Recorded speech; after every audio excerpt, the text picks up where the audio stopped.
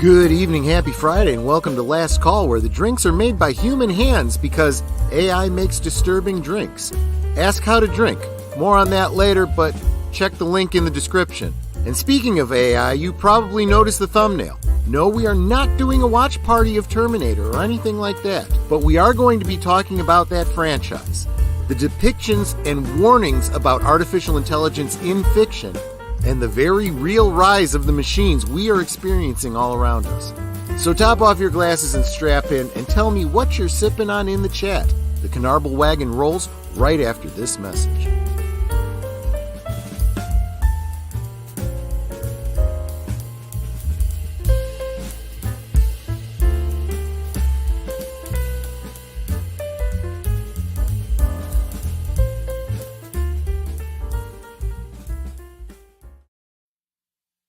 Last week I said that if you bought me a drink, you could decide what my drink of the night would be. So this double-iced White Russian is brought to me this week by John Pantoriero. Thank you, John. Do svidania and salud.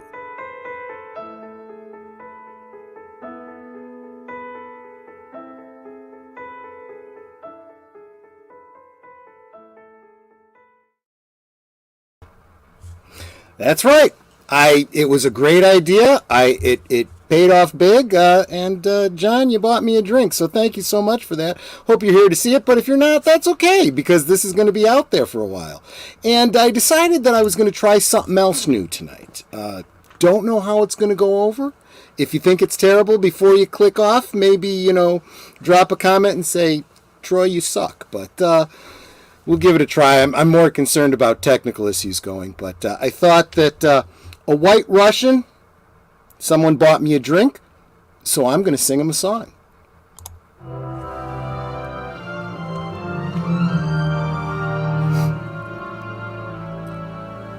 From Russia with love, I fly to you.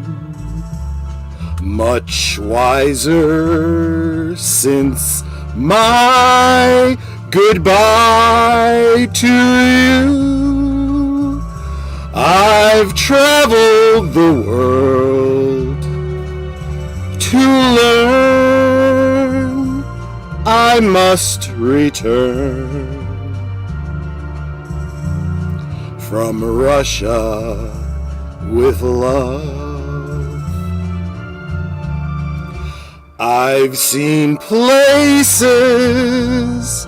faces, and smiled for a moment, but oh, you haunted me so. Still my tongue-tied young pride would not let my love for you show. In case you'd say no to Russia, I flew, but there and then I suddenly knew you'd care again. My running around is through. I'd fly to you from Russia with love.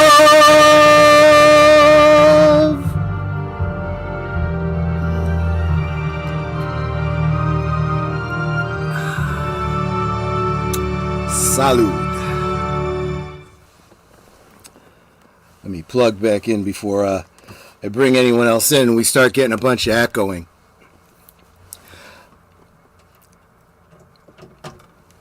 John, thank you so much for the drink. I super appreciate it. And I hope you all like the song.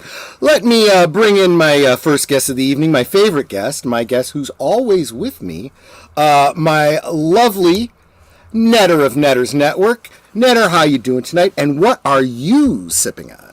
As if I didn't know. Yeah, I am doing wonderfully.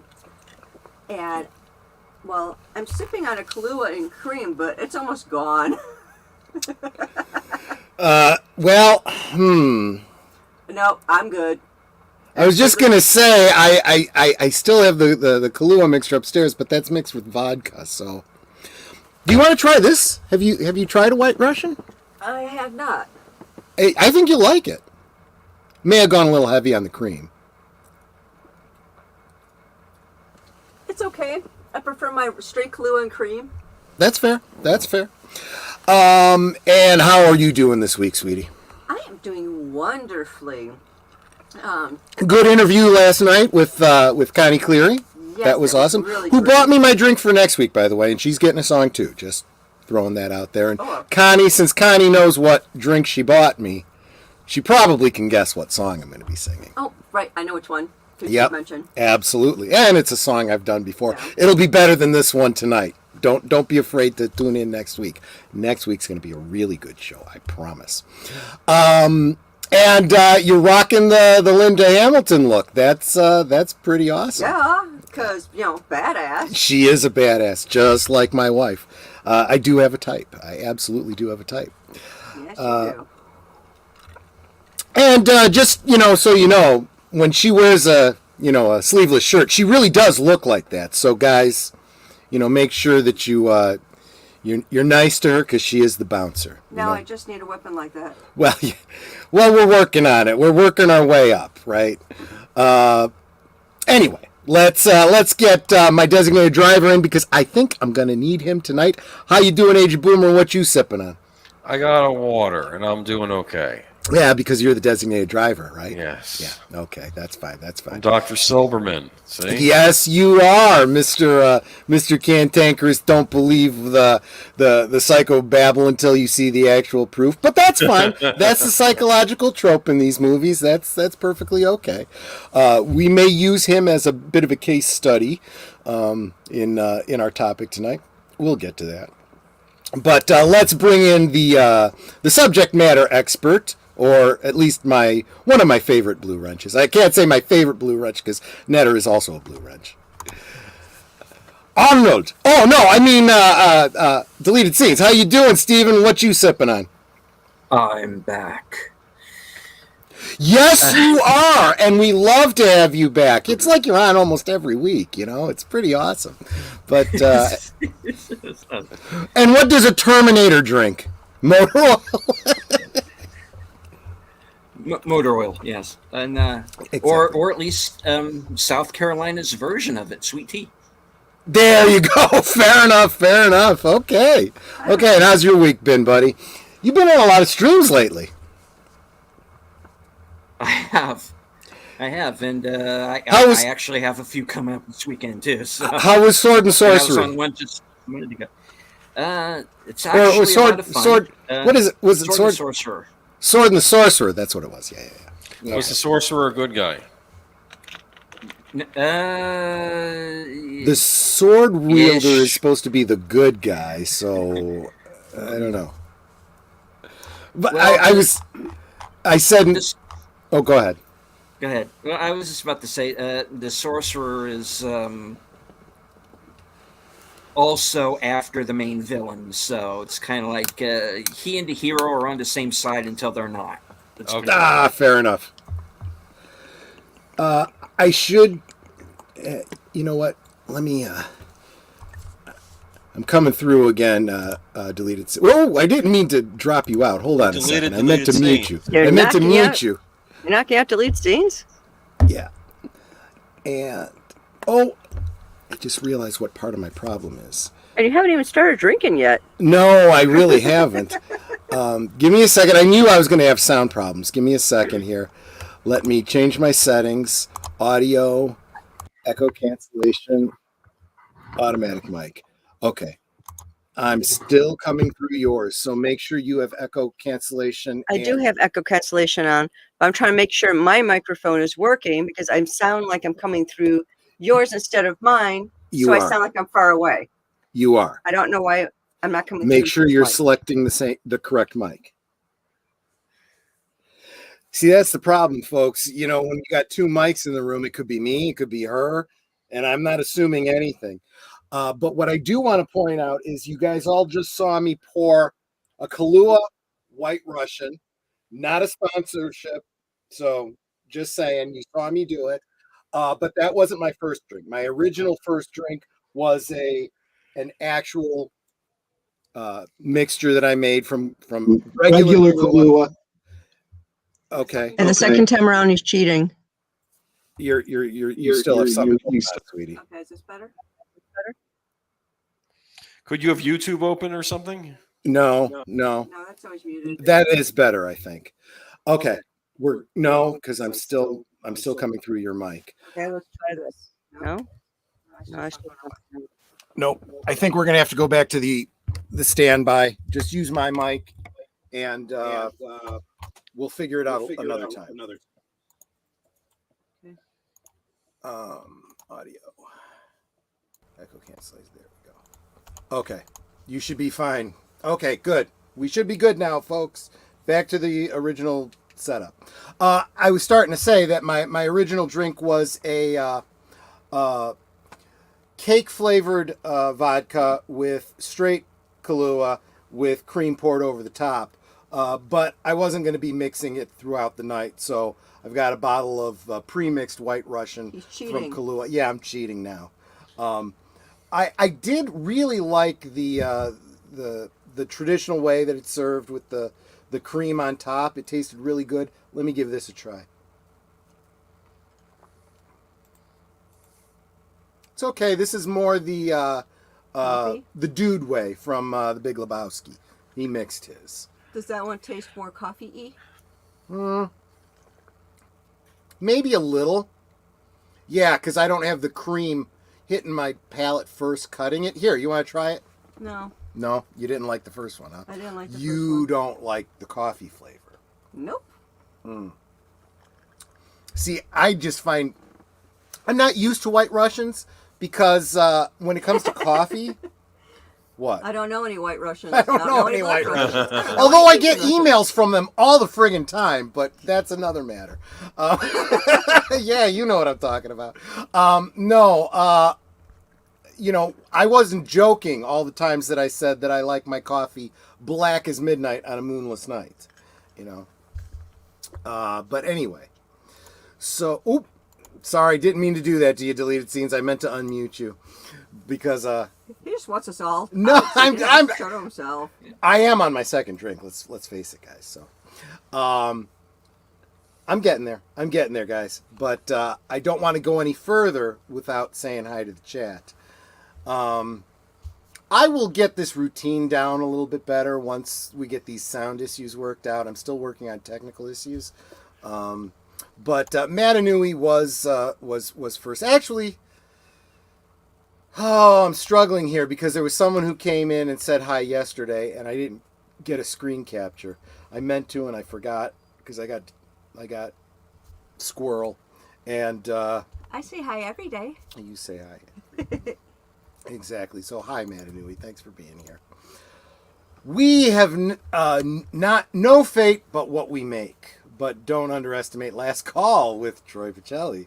The moment is now. I like that. You know what, David Pensack? I need you to be a copywriter for me. You guys, you over there, you know, you're good with the words. You really are. And then there's this deleted scenes guy, Hail Chad, whoever the heck he is. I don't know who he is. Yeah, right. Oh, later. And Netter's handing me a water because she doesn't want me to have a headache later on. That's usually her low-key way of saying, you've already had too much to drink.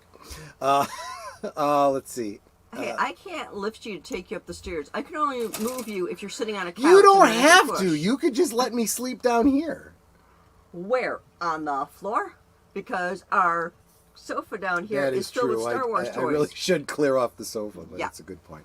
And for those of you who are wondering what I meant by that, I was moving furniture around in our living room, and he was sitting on the couch. And I said, "Can you get up?" And he said, "No." I'm like, "Fine, I'll move the couch with you on it." And I did. She did. And she did. You know? Yeah, he's got a, at that time, he was about 325. So I was much boy. heavier. I was more than 100 pounds heavier. That's absolutely true. I have very strong legs. She is. Yeah. And, this is not far off. I'm telling you, guys. Really. She's strong and she's a hottie. So, just saying. And I look great in a tank top. And you do. You look freaking awesome in a tank top. I'm glad you don't stream in a tank top. Although you would be over 1,000 subscribers by now if you did. I have no idea what that does. I just like clicking it. Wow, I don't even know what that means, but that's an awesome line out of context. That's pretty damn cool. And there's this deleted scenes. The Age of Boomer guy. I'm sure he's just a big derelict. What? I'm just messing with you, man. Big Al presents. That Terminator is out there. He can't be bargained with. It can't be reasoned with. It doesn't feel pity or remorse or fear. And it absolutely will not stop ever until you're dead. Dude, I could say the same thing about Netter if you piss her off. Just saying. Just saying, everybody. It's absolutely true. And how do you piss her off? You come at me. Yeah. I'm not even being conceited. She's told me that. She's absolutely told me that. So Troy, may I ask you, how were you introduced to Terminator? How was he I? showed up from the future naked, sitting on our front lawn, And I had this whole cockamamie story about being from the future, and she bought that shit. So, yeah.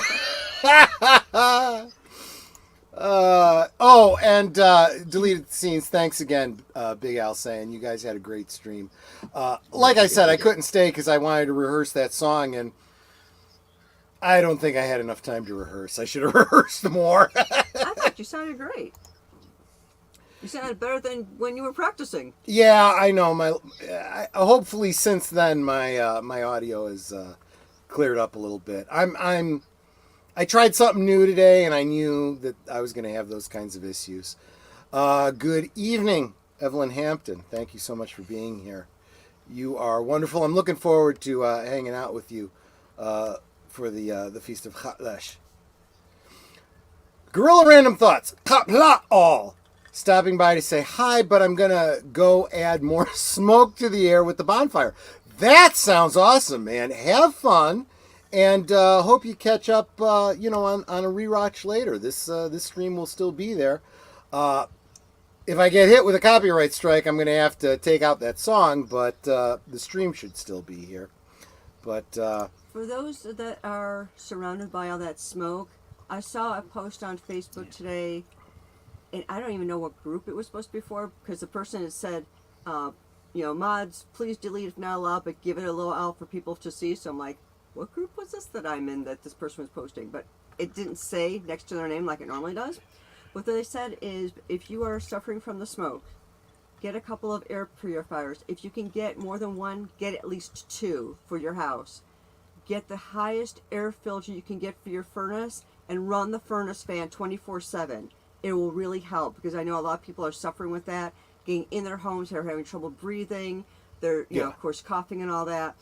But this guy, I guess, is in the thick of it, and he said this really helps.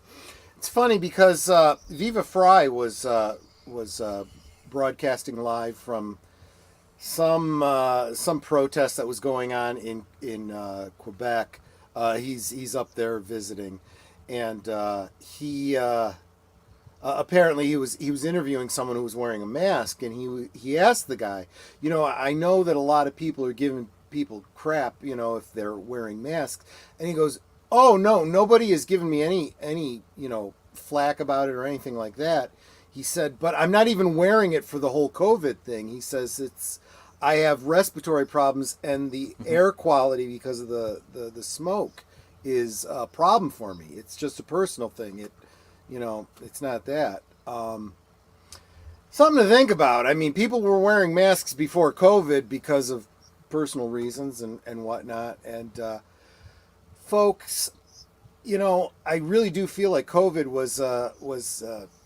has put a damper on the idea of people wearing masks. Look, masks are still important for things like if you're sawing wood, if you're doing anything that's kicking up smoke or whatever, Or dust. or dust or whatever. And I'm saying this as much for myself as for anyone, because I'm the dumbass that would go and, you know, do woodworking without wearing a mask, and I know I should, without wearing eye protection when I know I should. You know, I'm just saying. So just be safe, everybody. And if you think about it, you know, I would see Asian women and Asian men, but mostly the women, wearing masks all the time.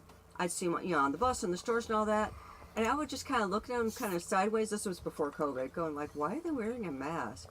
But they actually had a good idea. It kept them from getting sick. And then if they were sick, it kept other people from getting sick.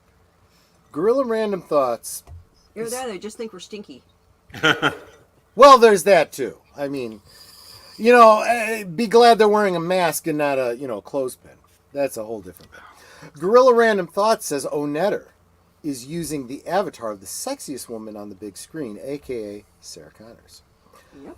How you should write a strong, badass woman. Yeah, no. There was no strong women in Hollywood before. What's her name from the Hunger Games? What's that bitch's name? What did you just call her? She's a bitch. She is a bitch. I am not backing down from that. Jennifer, isn't it Jennifer something? That is not how I raised you to speak about women. Jennifer Lawrence. Jennifer Lawrence, thank you. Yeah. She was the first, you know, strong woman in Hollywood, for fuck's sake, right? Yeah, Well, before you there know. was a Sarah Connor. No. I'm not. She probably was, you know, just taken out of context, right? No, she's just a dumbass. Her whole generation is. I'm sorry if you are the same generation as Jennifer, whatever the fuck her name is, but maybe you're the exception, because I'm sorry, these kids are dumb these days. But yeah, Netter is a badass woman. There's no doubt about it. And I call a woman a bitch, and she needs to find out who this girl is and understand why I'm saying this. Otherwise, I'm going to really be in the doghouse. But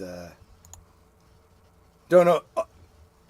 I'm so behind. I don't know what you're referring to, Connie. Could be talking about having been on Netter's network last night. Could be talking about the fact that you bought me a drink, and thank you again. I'll have a song for you next week. But beware the Roombas. They clean our floor, but soon they will clean the world of humanity. Ooh. Yeah, Roombas are the Wallies of today. We're looking forward to slightly better Roombas in the future, although I did see a video, and I'm not going to say where I saw it, of a Roomba that grabbed a hold of a blanket and pulled it off of somebody. Yeah, if you know what I'm talking about, what sites have you been on? Let's see here. Matanui. When has picking fights with the mods ever been a good idea? You know, Matanui, that's a great point. I'm glad you bring it up, but unfortunately that does need to be said for some people, you know? And oh my gosh, Keely Chow. Welcome to the stream. I haven't seen you in a while. Super appreciate seeing you here. Max Guevara also looks good in a sleeveless lecture. Okay, fair enough. Yes, he has. Hail, y'all. Sam IL. Good to see you, my friend. Guys, if you're not subscribed to Sam IL, the infamous, you really should be. This is a very right-headed kind of guy. His content is a little more political. I keep wanting to get a little more political on my channel, and I never seem to get around to it. Oh, yes, you do. Well, sometimes. But Sam IL is a very right-thinking kind of guy, and I super appreciate him. And his name, you know, Sam IL, spot on. Look it up. Look up the mythology, and you'll understand. Sam Fletcher, I am. pardon me? Sam I am? Samael. Okay. I don't just, Samael. One of the angels. He is one of the angels. He is often tied to Lucifer, but I think unfairly. But I think that Samael is kind of playing off of that with using that name. Fletcher Williams, I Suck at Games channel. Hail. Good to see you, my friend. So good of you to join us. I don't think he's as bad at games as he says he is. Ha, gotcha. Fair enough. Yeah. Everybody's saying hi to everyone else, which I super appreciate. Lady Mist, sending me flowers again. Thank you so much, lady. I super appreciate it. It actually is very encouraging to me. I'm not just blowing smoke. And then Netter gets the blue ones because she knows that's your favorite color. You're saying hi to each other again. Let's see here. Fletcher Williams. Connie Cleary, dude, you hear about the zoo that separated 5 parrots about the birds? I'm lost. That all became just word salad to me. I actually heard of this. Wait. Have you heard about the zoo that separated 5 parrots after the birds were caught encouraging other to swear at guests? That is funny. I had heard about that. And birds don't learn those words unless they're around people swearing, so just saying. Masks are really important when robbing banks and trains too. Yeah. And there's a lot of girls on the hub that are wearing masks and pretending it's for safety reasons when really they just don't want you to see their faces. Just saying. How do I know that? I don't know. Jennifer Lawrence, I'm just catching up. Thank you very much, Fletcher Williams. You knew what I was talking about. Yes. Let me jump through this. Bobby's Wold. Then James Cameron announced something about having AI writing another Terminator movie. Right? Oh, that would be the height of irony, right? can't do worse. And I think we're caught up. So AI. No, you didn't say hi to JPRPH1. JPRPH1, you're here? I'm sorry I missed you. He just popped in. Welcome. Good to see you all. If I did miss you, just drop another comment because I am caught up. He says hi to Netter's Network. Mm-hmm. And let's see here. So we're going to be talking. First, we're going to talk about Terminator. Then we're going to talk about the real world AI and how dystopian I believe it's starting to make our world. I'm sure a lot of you have already seen where you have to use they're basically trying to do away with people through robots, right? You got to use an app in order to order your tacos, and then you're just supposed to go in and pick it up and stuff. Yeah.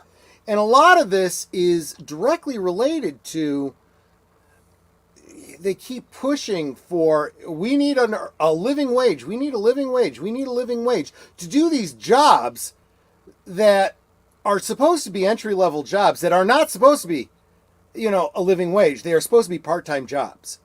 They're supposed to be for high school kids. They're supposed to be retirees who just need, benefits. This is not supposed to be a living wage. But you're demanding it, so you keep raising the minimum wage, and they say, fuck you, we're done. We'll replace you with a damn robot.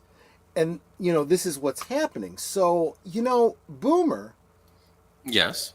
I don't know if you've... And no, I'm not going to direct this at Netter because I know where Netter is all the time. She's always with me. But Boomer and Deleted Scenes. Hold that thought. Hi, DJ Ronnie. How you doing? Oh, DJ Ronnie. I'm sorry. I just popped in. I'm not watching the chat. Good to see you, my friend. Thanks so much for coming. So what I was saying is Deleted Scenes in Age of Boomer. Mm-hmm. Have you ever been in a pub, gone to a bar? Yeah, sure. I know neither one of you are big drinkers. No, I've gone to pubs, yeah. Deleted Scenes? I've had my moments of inebriation, sure. Fair enough. And if you hadn't, you've seen the show Cheers, right? So there's an expectation that the bartender is someone to chat with, right? Someone to talk to. Yeah. Well, would you believe I was talking with somebody who was telling me that he went into a bar and he found that the bar had been they'd replaced the bartender with a robot.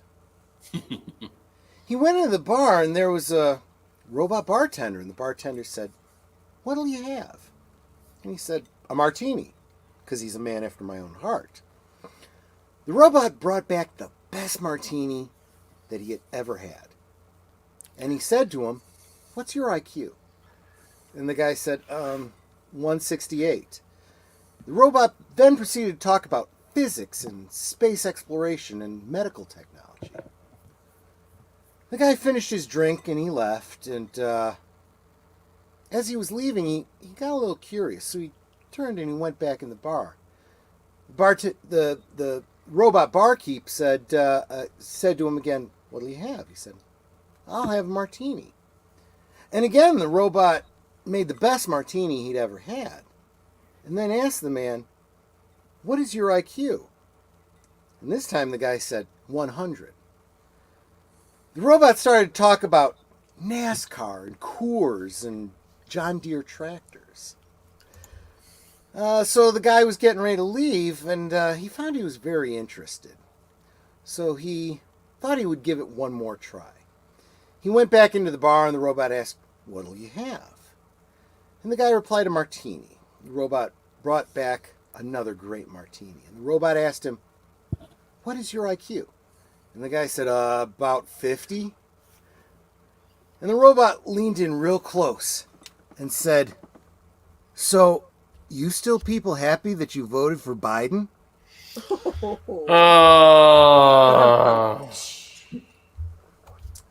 It's a joke, people. If that offends you, I'm sorry. No, actually, I'm not sorry. It's just a joke. Sorry, not sorry. Is that what you're saying? Yeah. That's what I was thinking. Yeah, I actually updated that joke from a previous president. It's whoever the current president is. Yes. Exactly. I the first thing I see is, "Hey, Troy and Netter, Orville Nation, welcome, my friend. Salud. What are you sipping on?" And that goes for everyone who might have come in since my opening. What are you sipping on? I'd love to know. But Orville Nation is a great channel, and not just if you're a fan of the Orville, although that is obviously a strong focus of his channel. But PJ is good people, and I super appreciate him. Samael says the automation trend isn't what most people think. The overlords are building a self-operating and self-maintaining workforce and infrastructure for when most of us are dead. You're not wrong there, Samael. That when you see the narrative of how overpopulated we are and how we have to reduce the surplus population. Soylent Green. Yeah, Soylent Green. And we're, that does absolutely pivot us back to what I wanted to talk about. Soylent Green, the Terminator, so many other dystopian fictions that have been written were meant to be warnings, not how-tos. Just saying. How many robots does it take to screw in a light bulb? 3. 1 to hold the light bulb and 2 to turn the ladder. Ba-dum-ching. I like that. Question. Just remember, robots are fully functional, and they got multiple speeds. Just saying. Oh, so I can use it in the kitchen to make my cookies. Yes, you can use it as a mixer too. That's absolutely true. That's true. But do I want that part in my cookie dough? You might want to clean and sterilize it first, but yeah, I get what you're saying. I always, and of course that was a bit of a Star Trek joke, because first season, Data says to Tasha Yar something about being fully functional. Although I always imagined, here, start without me. But, That's just my sentimentality. DJ Ronnie G had some red wine, but now I'm troubleshooting. There you go. Buy me a drink, DJ Ronnie, and maybe I'll be singing you that red wine song. You decide which version you want to hear, the UB40 or the Neil Diamond version. Oh, please not Neil Diamond. I know, right? Absolutely. Unless you want Troy to get divorced. Yeah, right. Good point. Mr. Troy said, I haven't gotten political lately. Sip, robot Biden joke. Yeah, no. Yeah, right. Good point. I'm with you there. Hey, the Potawatomi. How you doing, sweetie? Oh, I'm just getting caught up here. If the machines take over, the cats will always be around. Even computers can't predict crazy. Yes, that goes for cats and a couple of my exes, too. Yeah, just saying. Too bad all your exes don't live in Texas. Yeah, because that's where we are hoping to move one day. Right? All my exes Live in Texas. Ooh. Therefore, I reside in Chicago. I thought it was... That song was in Roadhouse, remember? Yes. Oh, God. Wait. Ancient Boomer, you have got a voice. Wow. Yes, you do. You ought to really... stop it. I want to hear more of that. Boomer, have you ever done, like, karaoke or anything like that? Sometimes, yeah. Pay attention to songs that are in your range. I do Johnny Cash. I like to do Johnny Cash. Johnny Cash is absolutely in your range. Yes. Absolutely. You do that Tennessee flat top box and he would play do. Absolutely. Yeah, but Potawatomi, I'm not the karaoke channel. I'm going to point you to Jedi Bill and Ramblin' Canuck.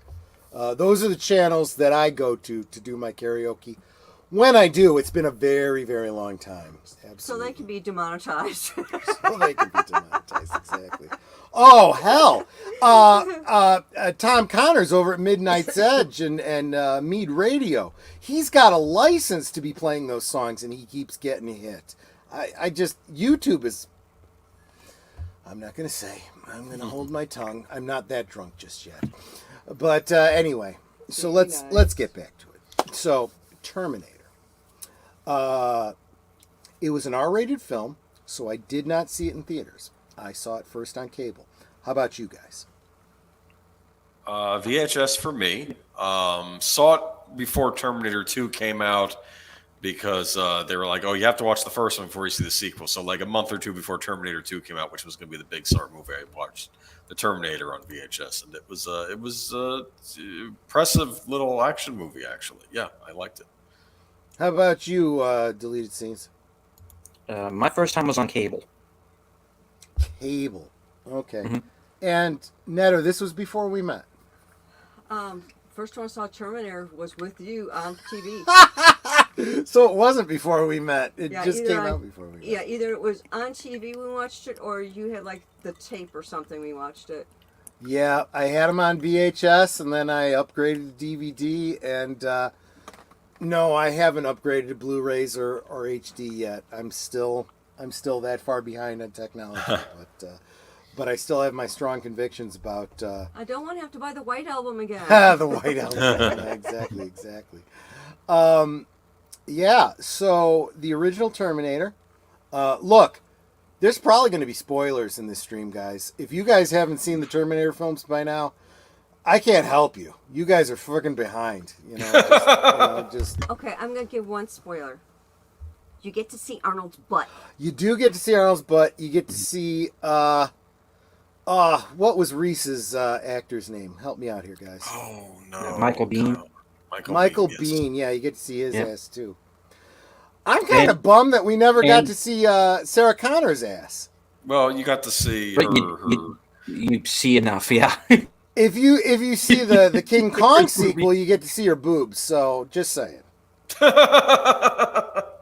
Go check out the King Kong sequel, and you'll thank me later. That was the one where he was getting heart surgery, right? Yes. Let's Yes, not- I it don't want was. to think about that movie ever The again. mainline story was not important. You were watching that movie to see, Linda Hamilton's Yeah, but you movie. can see them in the first Terminator as well. There's a Mhm. love scene in Terminator. Shit, I've probably always seen the freaking edited version. I'll have to go back to that. Damn it, I didn't even realize. And I've got the damn thing on DVD. That tells you something. My son took me to see the Terminator at the theater. Oh, that's sweet. I'm so glad to hear that. That's a great memory. Hold on to that. That's sweet. Arnold actually wanted to say, "I will be back." Mhm. There's a logic to that, and that falls under the whole data not using contractions thing, right? The idea of a robot not using contractions, which doesn't make a lot of sense. I like it though. I do too. It kind of. But that's how you're able to tell Data and Lore apart. Data didn't use contraction, but Lore did. Interesting. Exactly right. And they played around with that in that particular episode where that was revealed. I should note that the joke that I told you, I rewrote that joke to take out the contractions by the robot. So go back and listen to that again. And if I screwed up because I was drunk, I got you to listen again. But, yeah. Yep, Netter is a whiz. Not sure what that refers to, but she is, so I'm not going to disagree with you. That's absolutely true. So, what about Terminator 2? You guys see that one in theater? Same thing. I did. saw it with you. I did. Okay. That was the big summer blockbuster of, I want to say, 94. We are kind of not keying 94. into age 90, ranges now. 90. Sorry, go ahead. Deleted scenes. I got 91. 91. That's There you right. go. There you go. And then, we're going to start getting into touchy ground here. Terminator 3. I don't know if I ever saw that. If I did, don't would think be I saw it with in you. theater. I think I had to wait for video. How about you deleted scenes? That was a theater one for me as well. Okay. I saw that on, in fact, I can tell you, we saw it on DVD. I'm going to refresh your memory, Netter. We saw it on DVD, and we rented it from Blockbuster Video. I know I didn't see that. Hold that thought. The patron of your drink tonight has just entered the chat.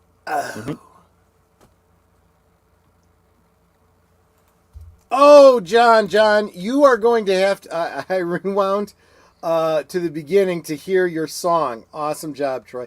That one's for you, John. Thank you so much. I started. Well, you probably saw in the opening. I started out with a truly mixed, appropriately mixed, double iced White Russian. Now I'm drinking a pre-mixed thing. It's not as good, but it's still kind of yummy, I gotta say. So, just saying. I also But, want to say hi to Moira Kitty and Oh, the I'm Joker just getting voice. caught up. Hold on. I don't want to jump past the Potawatomi. I saw Terminator 2 in the theaters with my buddy. We were definitely not theater hopping. Okay, fair enough. Hello, kiddies! The Joker voice has joined us. Mr. J, thanks so much. It was good talking to you today. Every now and again, Mrs. J gives me a call. We talk about, the things that you hear us talking about in our streams. Just so you know, this really is the kind of stuff that friends talk about. So when I say, it's like hanging out with friends, it really is, just saying. Moira Kitty is sending hugs to deleted scenes. Moira Kitty, it's awesome to see you in the chat. Schwarzenegger. Oh boy. Yeah. I'm too drunk for this. Help me out here. Schwarzenegger's Schwarzenstucker. Hold on, I need to find it. Schwarzenstucker Swamp is visible for a second in the Terminator. It's actually available for far longer in the movie Red Heat, in which Netter is an extra. You're not going to be able to see her in it, but she is in it.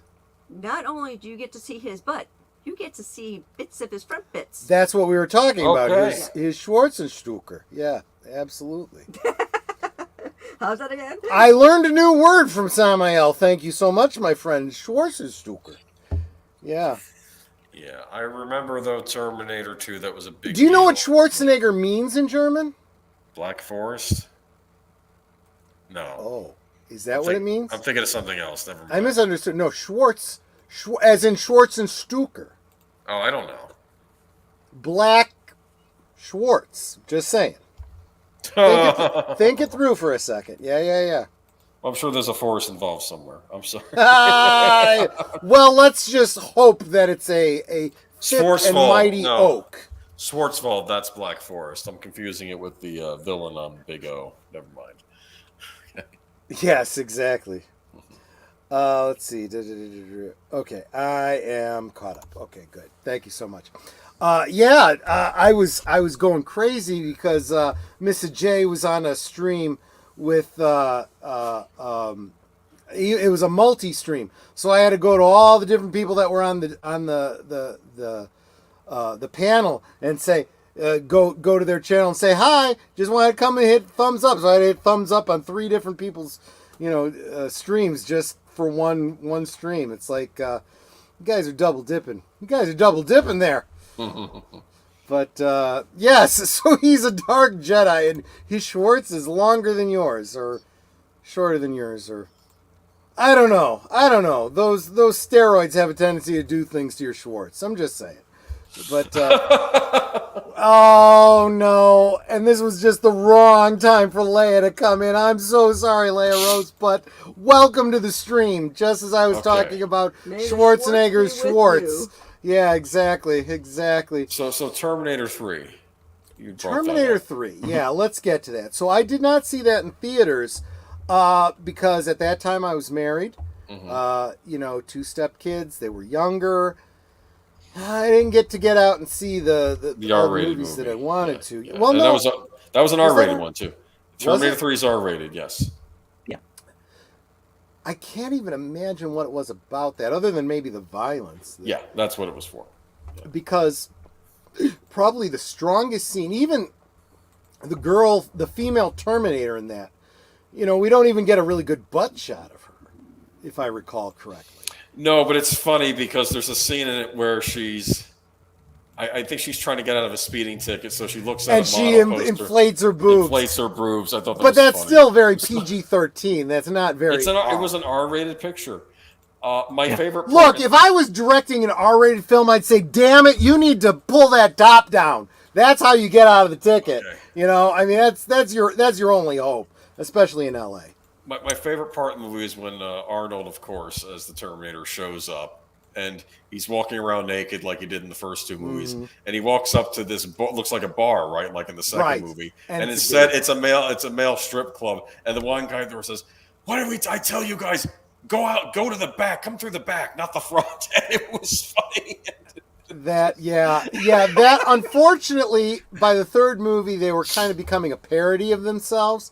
So he does the same thing he does in the first movie, "Give me your clothes." And the clothes he takes are these assless chaps and the Elton John glasses and I want to make a point though. He does take the guy's clothes, but they do look like the regular Terminator outfit. He does put the Elton John or the weird sunflower glasses on his eyes for 1 second, and then you see them fall to the ground, and he steps on them, and then he walks off. That is true. You're right. This is an example of how you can do a joke, but not take it too far. See, if he had just been wearing the sunflower glasses like through the whole movie or even that would have been stupid, and it would have been annoying. But since he puts them on briefly and takes them off, because even the Terminator knows better than to put those on. Do you understand? It's like, yeah. Okay, this is weird. The comment that you read from Samael is not showing on YouTube. It's only showing in the StreamYard chat. You know what? I just realized. Go to live chat. You're only seeing some of the chat if you're in top chat. Let me see. Jerry Lahane, welcome to the stream. I'm responsible for T2 sent to Gene Roddenberry, 1987 April. Okay, fair enough. We're kind of cross-pollinating here. The Potawatomi. I think it was the Blue Oyster Bar. Who knows what reference that is? Police Academy. Yep. Very, very good. You have the right to sing the blues. I totally misread that. It does say, "Hi, deleted." I said, "I've been deleted." I was like, okay, yeah. I gotta slow down on the I almost said mudslides. The White Russians. And you guys are all saying hi to each other. Super appreciate that. Yes. So, how did we feel about the third Terminator film? I gave it a thumbs up, and I'll tell you why. Okay. Having the balls to go at the ending. Okay. What do you mean by the ending? Having it be Judgment Day? Is that what you're saying? Yeah. Because, because what happened in the other two movies? They stopped it, or they got away from the Terminator, or they won, or whatever. No, not in the third movie. It happens. Yeah. Skynet gets us. And I thought it was interesting how I mentioned this to Troy, I think maybe on Geeky Geezers, how you get to see drone versions of what you'd eventually see as the big ships in the future scenes from the original Terminator, which I thought was kind of clever. I was okay. I would give the movie a B+. I'm actually being generous here, but I thought it was a good, competent action movie compared to a lot of what we've gotten since then. It holds up better than it did at the time. And the only thing I didn't like about it was the fact that, Skynet is software. It's not. No, Skynet's a big giant computer. That's what it is. And that's what it should have been. Not some weird software program that's available on every computer or something, which didn't make any sense to me. But the unfortunate and I think this was the shortcoming of Terminator 3. Yeah. Is that it was because of what happened in Terminator 1 and Terminator 2, they changed the timeline for Judgment Day. Yes. In doing so, they also changed the focus on technology. So here's a problem with futurism, right? With sci-fi that's supposed to take place in the future. You need to put it far enough in the future that you can do whatever fictional sci-fi you want to do without, any idea that we're going to catch up to that time and go, hey, where are the hoverboards, for example. But the other side of that is if you go too far into the future, you come up with things that seem completely ridiculous, and then a few years later in reality they come to fruition. For example, Star Trek has the communicators, right? To communicate up to orbit. Well, nowadays we've already gone past flip phones that can communicate via satellite anywhere in the world. We've actually said screw the flip phone concept. Now we want smaller and smaller and smaller technology. Yeah, they're basically small tablets. And so that's what they're doing with Terminator. Also, they're going, okay, well, we need to push out Judgment Day because Judgment Day was 1996, 97, something like that. And that was in the future for the 1980s, right? But we'd gone past that by the time, we got to Terminator 3. So they push it out, and now they're looking at what technology is now. And now what is Skynet going to look like, and what is, Yeah, that becomes a problem. And it's a problem not because, Cameron wasn't thinking ahead far enough, but because he was writing a single one-shot film. He wasn't planning on sequels going on and on and on for fucking ever, And then there's, you brought it Back to the Future 2 with the hoverboards, right? Yep. And I thought what they did with Back to the Future 2 is they gave us a future that was a bit of a farce, which is why I love it so much. Because it is a comedy. It's not meant to be taken seriously. Like this is going to be, it's like all of our wildest dreams of what the future would be like in 20 years. Here it all is. And we all know that's not going to be what it's going to be like. But I thought it was, I love the fact that Back to the Future 2 went there with what the future was going to be like. Right. Yeah, good point. But that I think my biggest problem with see, and you guys that have followed me for long enough, the year that I spent doing time travel rewatches and so forth, and my thoughts on time travel. You want to keep a kind of consistency, and Terminator 1 and 2 were simpatico with each other, and it was starting with Terminator 3 where they go off the reservation and they start changing things, and it becomes a big freaking clusterfuck. It gets worse as it goes, to be honest with you.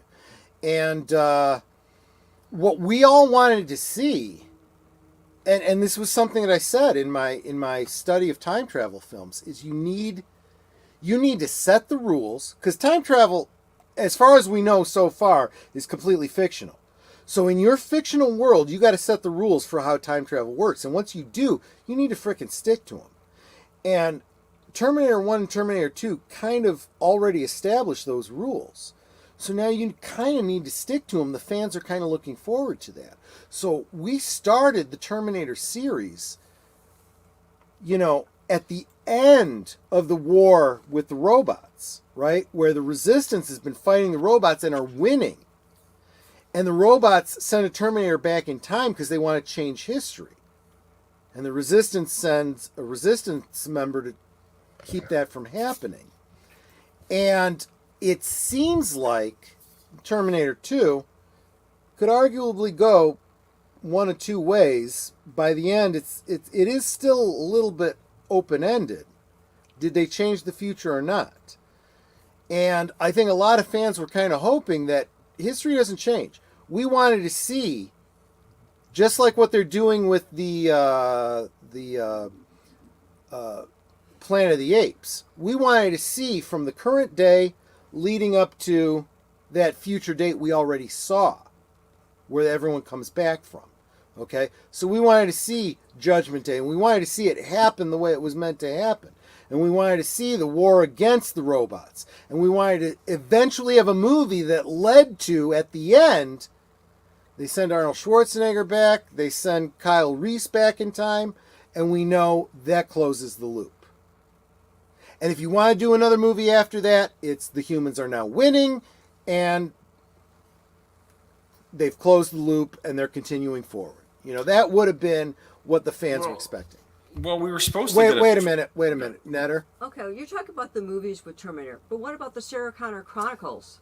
Good point. We'll get to that in just a second after I hear what Boomer was about to say. Well, actually, if we're talking about the next three films, they actually take place after Sarah Connor Chronicles.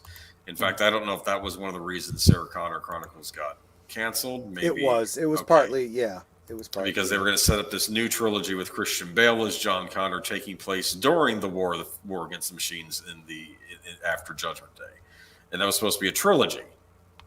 We only got one movie in that trilogy, which was Terminator Salvation. Yeah, that was the name of it. Yeah. But yeah, Sarah Connor Chronicles, I have a lot of affection for. I thought it did things. I thought it did a lot. I agree with you 100%. Yeah. I really enjoyed that. Yeah. There was nothing in it that took away from anything else. In fact, I saw it as the kind of thing that could take place in between movies, and I think that's how they were planning it. What they had done with Terminator 3, even though it was made after Terminator 3, I think you like certain things, like you learned that Sarah Connor, like when she says, "How do I die?" and when she asks, I think the one Terminator says, "Oh, you die of cancer," and that's what happened to her. But her explanation for not being there in Terminator 3. So I almost got the idea is Terminator 3 like an alternative history path. That is a worthwhile way of looking at it. I agree with you. Yeah. And especially because of the way Terminator 3 went. Yeah. They were acknowledging Terminator 3 in that, and then there's distinctly the possibility that the Sarah Connor Chronicles changes things. But it changed the timeline again, maybe before Terminator 3, even though Terminator 3 might have existed in another timeline, maybe. I don't know. That's just what I'm thinking. Right, exactly. Good actress playing Sarah Connor on that show, Lena Headey. Lena Headey, who... unfortunately for a lot of fans, she may now be associated with Cersei Lannister. I know. So you're unfortunately thinking of her as a baddie, and involved in an incestuous relationship. But let's face it, Lena Headey. Also, help me out here. The wife of Queen Leonidas. Not like who? Help me out here. Yeah. Queen. Pardon me? Oh, come on. No historians in the group. Battle of Thermopylae, the Spartans. Let's see. Life of King. Wait, Oh, from what's her name in that movie? I don't remember. from the 300. Yes, 300. exactly. 300, yeah. Yeah, she was in that. Yes, she was. What was her name? Leonidas. I should know, but I don't remember for sure. Gorgo. Gorgo was her name. Yeah, that's Queen why I don't Gorgo. remember. Okay, Yeah. that's a weird. Okay. Queen of Leonidas. Yeah. She had a. I know it's not a politically correct scene, but it was still, you get to see a lot more of her than you do on TV. Just saying. So there you go. If you haven't seen the 300, you need to watch it. You really need to see that movie because it's a good historical film about the Battle of Thermopylae. You should check it out. Yes, it is. But what I wanted to get back to was Lena Headey. She doesn't look a whole lot like Linda Hamilton, does she? Nope. And nobody had a problem with that. She was still a pretty damn good casting. She was built like a brick shithouse, and she played the role just fine. She was not bad at putting on an American accent. Good on you. Any actor that can change her accent is get some points in my book. Just saying. And I really enjoyed that movie, and that series, and I was kind of pissed when they canceled it for Stupidness sake. Yeah, to keep putting out shitty movies that were not as good. That really kind of bothered the hell out of me, because then we got, what was it? We got the one with Christian Bale, and then we got the one with the other girl from the Game of Thrones. The one who played. Here's where I give. Here's where I separate from kind of like the people who complain about 4, 5, and 6. I actually think Terminator Salvation is good because it tries to do something different. It tried to do something original. It kind of put the spin on it that it wasn't just a Terminator going back in time to chase Sarah Connor. It was trying to be something a little bit more. Yeah. I don't know. I'd heard it was originally supposed to be an R-rated picture that they eventually changed to PG-13. That was one of my big issues with it. Maybe there's an unrated version out there that's better. I don't know. There were things in it that I liked. I think it's the best of the second 3 movies, which oh, we'll for sure. talk about. Yeah. And I like the part with the Terminator factory where they're making the Arnold. When the Terminator, some of the Terminators look like Arnold. Mm-hmm. I thought that was interesting. Thank you, Big Al. Yes, Emilia Clarke. And we literally just went through this afternoon in Midnight's Edge. It's funny. I still, well, let's face it. I'm a little bit foggy, so it happens. Mm-hmm. But I will say this about Salvation. It was going in the right direction. It's what we all wanted to see. It was the lead up to or it was actually in the middle of the battle against the Terminators, right? So I mean, this is what we were looking forward to. For the most part, pretty good. Just some minor things that bothered me. I did not like that. Who is that frickin' half Terminator human hybrid fucking character? The Sam Worthington character, right? Yeah, that nobody gave a shit about and didn't belong there. He, that was a big red herring that did not work. I think they were trying to make him a bigger deal. And then they ended up not going with what they were going to do with him. And then I guess he ends up saving John Connor, I guess. Yeah, because the whole idea with the characters, he's the one who's supposed to get close enough to John to take him out. Right. But instead he doesn't go with the program. Right, exactly.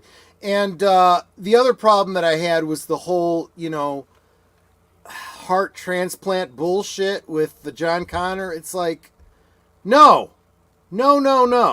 This should all lead up to the future that we saw at the beginning of Terminator. That's elegant. That's smart.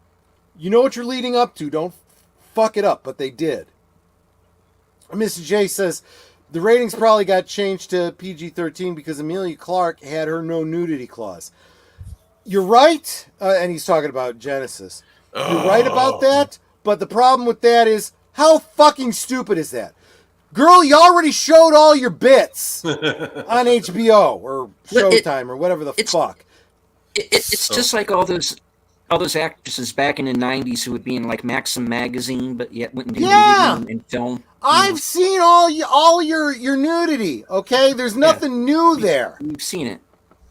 Nobody gives a shit anymore. We saw it. We can go and rewind and replay as much as we want. I can see you nude as often as I see my wife nude. Yeah, I think you see Emilia Clarke undressing, but it's in silhouette. And I think on Red Letter Media they said it's like Jessica Rabbit. She looked like Jessica Rabbit in the background because like you only see like an animated version. And it could just as easily be a body double or whatever. That's the other thing, you know. What's her name? Lena Headey, right? Mm-hmm. We saw her buck ass naked in 300. But boy, she won't do nudity in Game of Thrones, even though she's getting effed by her brother. Nope, can't see no boobies. Can't see because that was a body double. Yep. Okay. 100% positive. That right. shame. That wasn't Lena Headey. Okay. They had the wrong nipples on her. I know her nipple type. Okay. I don't want to know. Yeah, well, it's no, and you really shouldn't know. It's only the kind of thing that someone paying attention would notice. I don't generally pay attention to other people's nipples, dear. Probably for the best. I'm glad you're focused on the Italian sausage, as you should be. Joker voice said, rewind, replay, and pause. Exactly, my friend. Especially if you got the DVD, because you don't get that motion blur then. So, Terminator Genesis, I always call it Genesis, and that might not be because of the way they spell it. Yeah, I get stupid. It. I'm sorry, I hate it. That's my most hated Terminator movie. I think I hate it more than Dark Fate. Other people may disagree. I think them making John Connor the villain in it. What's Dark Fate again? Okay. I've seen it. While Boomer hyperventilates. Yeah, that's the Mackenzie Davis one, where they killed. Oh, that's the one I never even fucking saw. Okay, never mind. Yeah. That's fine. We won't be talking about that one tonight. That one fucking didn't happen because I didn't see it. Well, yeah, but I don't give a shit. That did not happen. Okay, it did not fucking happen. I can talk about it briefly though, and I've said this on Geeky Geezers. Yes, you have. I know Mackenzie Davis got a lot of grief for that movie. I don't think she was the problem with that movie. She absolutely wasn't. She was directed to play a role that she played. And you can tell she worked out for the role. I can tell. Yes, she got She was, she's built like a brick shit house, just like Linda Hamilton was in the first movie. Unfortunately, Linda Hamilton didn't, and neither did Arnold. I felt like they were phoning in those performances. They were terrible. That's what I heard, because they read the script and they were like, fuck this shit. No one's going to even see this. Why should I bother? Give me my money. Fuck you. It's just, it just wasn't good. But yeah, Genesis, I think, is still the worst one. Yeah. I'd say it was. Yeah, you're right. Matt Smith, seeing him in Genesis was pretty good because I like Matt Smith. I thought it was kind of cool seeing him as like an evil Terminator, but now he is Skynet, right? But then you don't get to see him as Skynet because then he shows up as some kind of computer program. So and Boomer, of course, bow ties are cool. And bow ties are cool, and so are fezzes. Boomer and I talked behind the scenes about this. I know that Boomer really has, it's kind of a trigger for him, this whole concept of using CG to de-age or bring back actors, and so forth. He's just going to have to deal with the fact that pretty soon, we won't need humans anymore. We got their images. We'll just throw them onto robot puppets and make the movies. But when you could re-edit scenes instead of deleting them. I'm sorry. Wait, did I say that? Yeah. But seeing Arnold Schwarzenegger de-aged and put onto a Terminator in What was that first one? The one with Christian Bale? I get him confused. What was that for? Terminator Was that Salvation. Salvation? Yeah, in Salvation, that worked. For one thing, they kept him in shadow. For two, they didn't focus on the Arnold version very long. They, had something happen where he got burned up and it was just an exoskeleton. And when you did see him, any uncanny valley was, well, he's a fucking Terminator. He's a robot. He's supposed to look a little uncanny. That was the cool thing about one of the cool things about Salvation is it is Arnold's likeness, but it wasn't actually Arnold. They got an actor named Roland Kickinger, who's actually played a younger Arnold before on film. He did. That's right. And they CG'd Arnold, the 1984 Arnold. Arnold's face over his, and that's how they got that effect. Oh, okay. Samuel, I'm sorry I didn't see this earlier. I don't know if you're still here, but he has a show in 20 minutes. Got to bounce. Thanks for stopping by. Good hanging out with you. You can always catch the rest of the stream later on. On the rewind. But Helena Bonham Carter, another great choice. That's true. But that was interesting. Yeah. I kind of had a problem with the idea of personifying Skynet. Yeah, maybe that's a problem. Yeah, that didn't make a lot of sense to me. It's not how I kind of pictured Skynet. And go ahead. I think they did that just to mess with his head, just to give Helena Bonham Carter a reason to be in the film. Well, that. Yeah. But I think as far as concerning. They're essentially trying to program Marcus up kind of Videodrome style. We're going to make you like a human VCR, and we're going to program you up, and we're going to do, you're going to do what we tell you to do. And I think that's just, bringing in this woman who's from his past, I think that's just there to kind of mess with his head. I thought that was an interesting idea.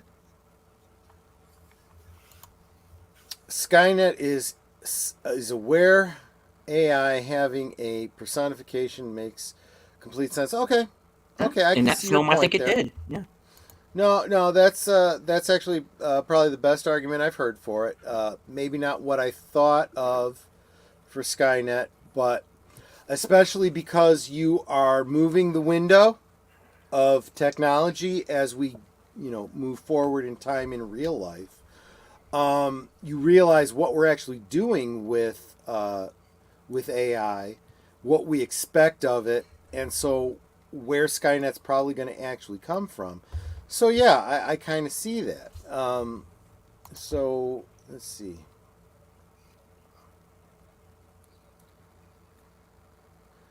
So anyway, sorry, I got distracted. Because I got to focus because I'm a little blurry around the edges. So the first thing that I want to bring out, bringing it into the real world, is we now live in a world of chatbots, and AI is starting to become almost mainstream. And I did want to call out Culture Casino, who did a video recently talking about real world chatbots, and it's not as simple as we expected with Skynet, because chatbots, which are a form of large language AI, cost money to run those things. There's a lot of computing power that goes into it. We don't have, commercial access to quantum computers yet. We're still working on, very, I guess, what we're going to be calling soon outdated processing, and how much energy is involved. I don't think people realize how much computational power, how much, how much of a carbon footprint there is for modern large language robots. Everyone's bitching about, Bitcoin and all this other stuff and how much computational energy it takes up, and these server farms for for Bitcoin and stuff like that, and how it's hurting the environment because it's so much electricity, which means so much fossil fuels. Blah, blah, blah, blah, blah, blah, blah, blah, blah. Well, guess what? Chat GPT and everything else does the same thing. You're going and asking Chat GPT to come up with a drink a recipe for you or something like that. And it takes computational power. And when everyone else is asking it to come up with a script for their movie or answer this question or that question that you could just as easily go into fucking Google and look up, it takes energy. And people don't realize that. And so if you want a certain level of access to your Chat GPT and your AI, art generator and stuff like that, it's going to cost you. You're going to have to subscribe on a monthly basis if you want easy access to generate a picture of,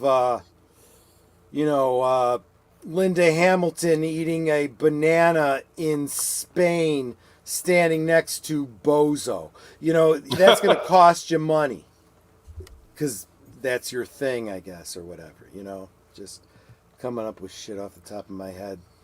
Don't judge me. Screw you. But anyway. Yeah. So we are in the world of AI. AI is very much a part of just recently, didn't you drop an article, Agent Boomer, talking about? That was what was it? It was an Air Force test where it ended up killing the I don't know, like I think they were trying to tell the AI to figure out another way around it that wouldn't kill like the pilot or something, and the AI couldn't. If you recall, hold on, let me look that up real quick. Yeah, so I'm gonna drop an article real quick. This is from The Guardian, basically saying that the U.S. Air Force denies running a simulation in which an AI killed its operator. Yeah, its operator. Yeah. Long story short, they were running a simulation with an AI where they gave the AI control of a virtual drone that had weapons on it or whatever, and it was instructed to go kill targets and stuff. And when they decided to, and here's the thing you need to understand about how they work AI, okay? They program the AI, and it's not as simple as go do this thing. If this thing is completed, then you do this thing. And if you can't do this thing, this is how you could. It's not all if-then like it was back when we were programming in BASIC, right? This is your objective. You figure out how to do it on your own, and you get certain points for doing it as efficiently as possible and, whatever. And these points are like, it would be like rewarding a monkey with cocaine or rewarding you with a dopamine hit. Okay, that's how this works. The overall goal is for this AI to get as many points as it can. Well, when it started getting a command to withdraw, to not take out that target, we're going to enter peace talks or whatever. It realizes that the orders it's getting from its operator are inhibiting its ability to fulfill its command and get points. So it throws a nuke or whatever at its operator and kills it so it can continue on its mission because it was being inhibited. Guys, this is literally the kind of shit that you hear in a sci-fi film that leads to, World War III and shit. It's Whopper deciding, I'm going to, fire on the Russians because that's my objective, right? This is no longer a simulation. And so, yeah, check out the article. Check out, well, you could even go back to Agent Boomer's stream from Geeky Geezers last Sunday. But we talked about that. And this is scary shit. This is like real Skynet kind of stuff. And I'm looking at this going, seriously? Did none of you fucking see any of the Terminator films? Did none of you see War Games? Did none of you see any of the fucking science fiction of the past century? Seriously, assholes. These were meant to be cautionary tales, not how-tos. Just saying. I remember War Games. And Dega Outlaw, welcome. So good to see you here, my friend. He was just on Netter's Network talking about his books. Go check out her stream and get yourself subscribed to Adega's channel, where he gives you a lot of lore about his books. But then, friggin' go buy his books, because he's a hell of an author, and he's got great fiction that is not going to upset you and keep you up at night and make you worry that the world is coming to an end, because that's not his particular brand of fiction. But yeah, go ahead, Agent Boomer. No, I just saying I remember War Games. That was intense. That was like the early days of computers. I think that's like the first time I saw someone hack something in a movie, right? Yeah, and unfortunately, it has this very saccharine ending, where they convince it not to start global thermonuclear war because there can be no winner. And how do they demonstrate it? Go ahead and play tic-tac-toe against yourself and see if you can win. And when it realizes there's no winner, it realizes that the same is true with nuclear war. And after trying a whole bunch of different scenarios, he comes to the conclusion that there is no winner. The only way to win is not to play. Very good, AI. You learned that ain't how AI works in the real world. AI doesn't try to learn. It just aims to succeed in the task you put before it. And, if you want to think about how this could possibly go wrong, imagine an AI given the ability to use 3D printers or some other kind of replicator technology to create nanobots to perform its will. And then tell it to do something like create paperclips. Your job is to create paperclips. So it uses up all the resources at its disposal to make nanobots to make paperclips. And those nanobots go out and make more nanobots and more paperclips. And the number of paperclips in the world begin to multiply exponentially, as do the robots making them, until everything in the world has been reduced to paperclips. Unless you tell them, I want you to make paper clips. You're going to stop when you make 1,000. See, there is the problem. Because all it takes is not thinking of putting a limitation on it. And unfortunately, that's exactly how you fucking end the world, by not seeing the possible outcome.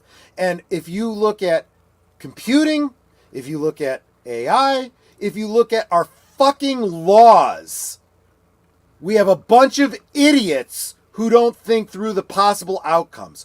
All they're focused on is their personal goal. My goal is this. They don't look at what else could happen as a result. They're just focused on that goal. It reminds me, there was an X-Files episode once where Mulder and Scully were investigating deaths, I think, at a computer lab facility, like a computer company. And it turns out they had invented an AI, and the AI was killing all the people in the building. But then the government conspiracy guy showed up, and they wanted the AI. They didn't want to destroy it. They wanted to keep it. So Mulder was trying to figure out a way to destroy the program before the government guys got to it. Do you understand? Yeah. Which was an episode. I thought it was neat because it wasn't UFO related. It was something else. But yeah, this is some scary stuff. I mean, it really is. So you think Terminator could become a reality? Is that what you're saying? Well, I mean, thankfully, this example that we just shared was a very it was virtual, right? It wasn't literal. At least they had the intelligence to try it out in a simulation rather than actually do the fucking thing. But guys, got news for you. We're already using unmanned drones to bomb our enemies.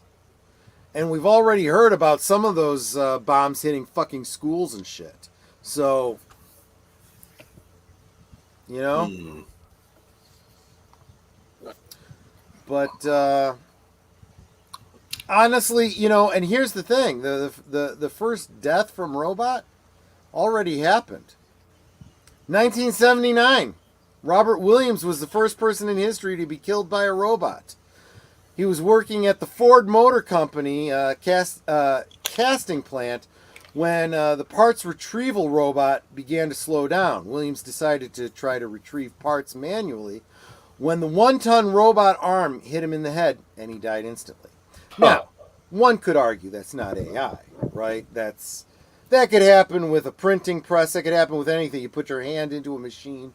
You know, this has been happening for as long as the Industrial Revolution. But December 1981, an engineer named Kenji Urata was attempting to repair a robot in Japan's Kawasaki heavy industry plant when it suddenly turned against him. The mechanical beast activated itself and used its hydraulic arm to push Urata into a sanding machine. That doesn't sound like a fun way to die. Being sanded to death?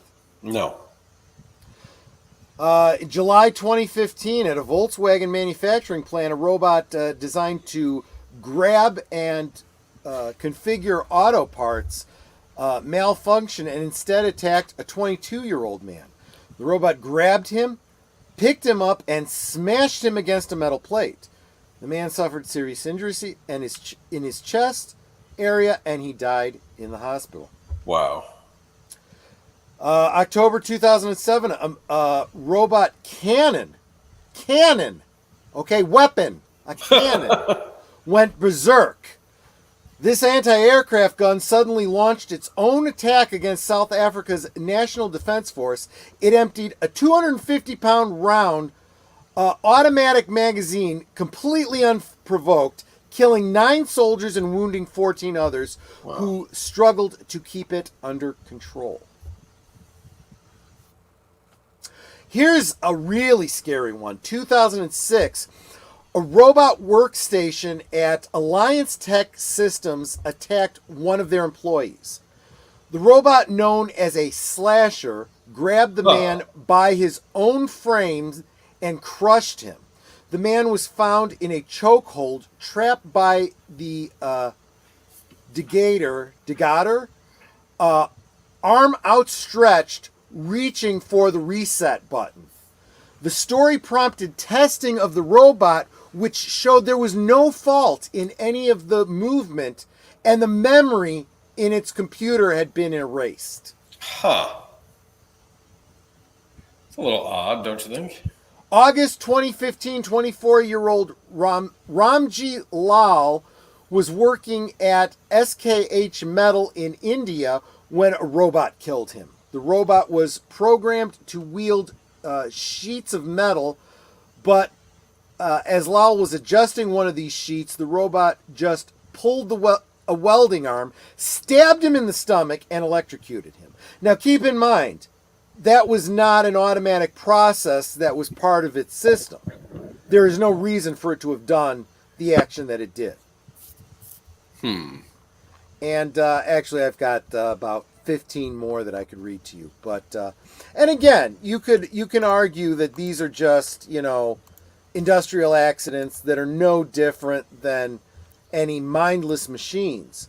But when you got one that's, you know, erased its memory so that you couldn't see what it did and why, that kind of shit gets scary. And keep in mind, I am not even implying, because I don't believe that this has anything to do with any kind of sentience, which is always what the sci-fi does. The robot achieved sentience, and then it did this, that, and the other.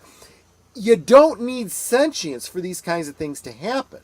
You ask anybody, and there's plenty of videos on YouTube you can look up about how large language models work for AI.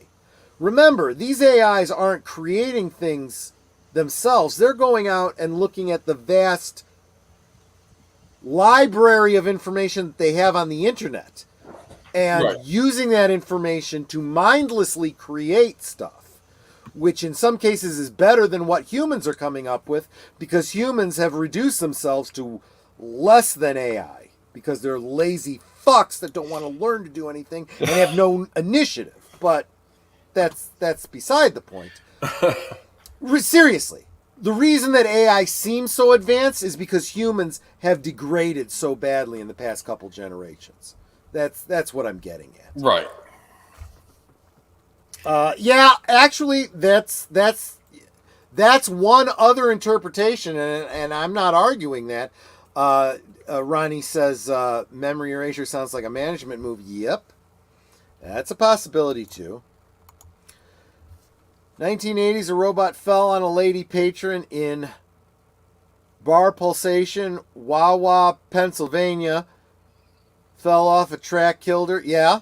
You know, that could just as easily happen. You know, I mean, how many people have been hit by trucks?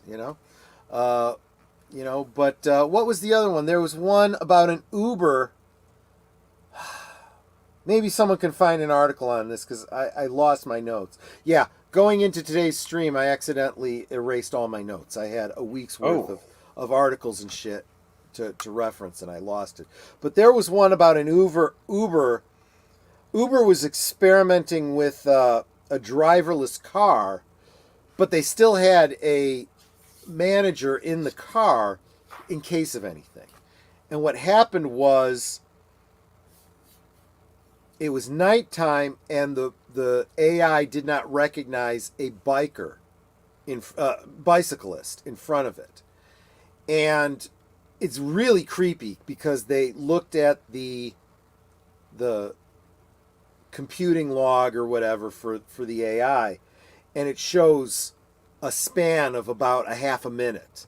And in fractions of seconds, it sees a car, it's not a car. It's a car, it's not a car. It's a biker. No, it's not a biker. And it doesn't decide that it's a human being until the very last minute, by which it's too late.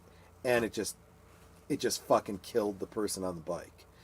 And the woman who was supposed to be overseeing it, turns out she wasn't paying attention because she was watching a TV show on her mobile device. And she didn't notice until it was too late, and an alarm went off, and she looked up, and it was too late to stop anything. And she's being brought up on charges, and Uber is dealing with a lawsuit and everything. And yeah, it's a mess. It's a bad scenario. But and Pacific 414, I'm going to be you know what? I haven't had a chance to talk to you guys about it, but Netter and Boomer, help me out, Pacific 414. You've invited us to be on a stream on a Wednesday. I want to say 5 Central, 6 Eastern. In the next couple weeks, I'm drawing a blank and I don't have it right in front of me. But if you guys could make it, it would be great to go hang out with Pacific 414 on his channel. I knew you'd be, because I know you're available, after work and everything. As long as we're in town?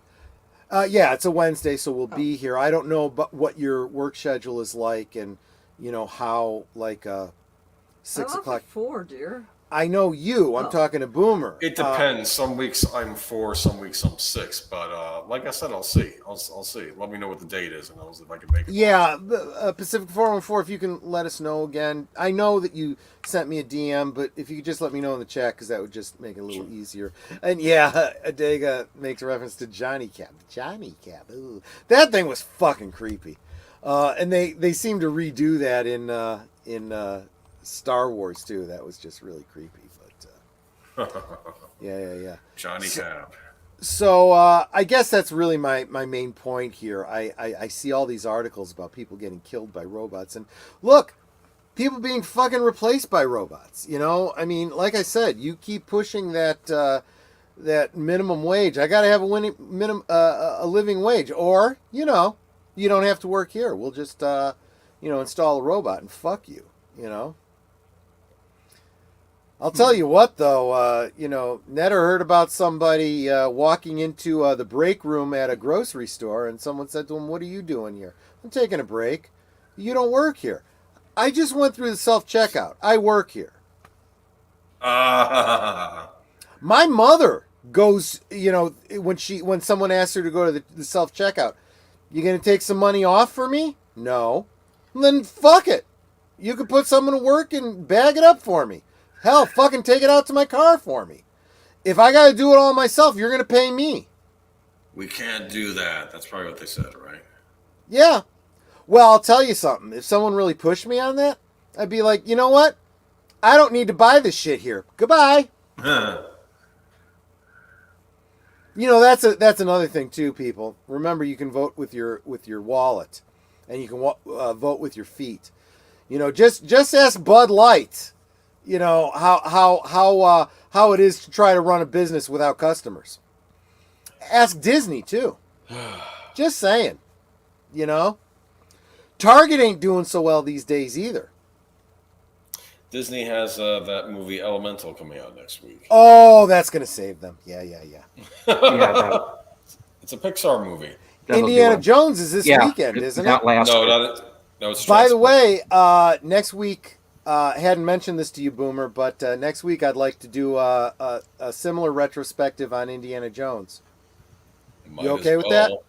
Might as well before the before. Well, by then we'll have an opening weekend, to maybe talk about, but we'll try to focus on the original series and even the young Indiana Jones Chronicles and whatnot. Talk about that, sure. I'm going to try to get a special, what do you call it, a subject matter expert for next week, too. I think I know who you're talking about. Yes, you probably do. We'll see if he shows up. Yep. I've already made up the thumbnail and sent it to him. I just got to get his... he's actually already confirmed for next week, but I don't want to put the stream up until he... I swiped a screenshot of him, and I don't want to use it without his permission,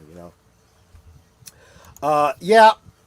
Evelyn Hampton, I don't use self-checkout. I pretend to be helpless little old lady and ask the nice employee if they will ring up my order. I'll tell you what. If I got to use self-checkout, fuck it. I'm only swiping half the stuff. That's how they're going to fucking pay me. "Oh, I'm sorry. Did I miss something? My apologies. I wasn't trained in this bullshit. Like your employees would have been." Just saying. Bud Light it is doubling down on sponsoring family-friendly drag shows.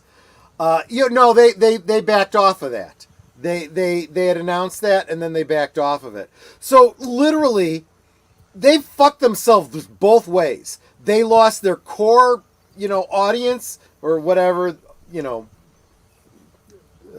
patrons or whatever, and they've completely turned the people that they were trying to attract against them because they saw that they were wishy-washy on it. Look, if you want to become the beer of the trans community, the groomers, that's fine, but that's all your audience is going to be, and you better go all in on it. You're not going to get the John Deere, sports loving, gun toting crowd anymore.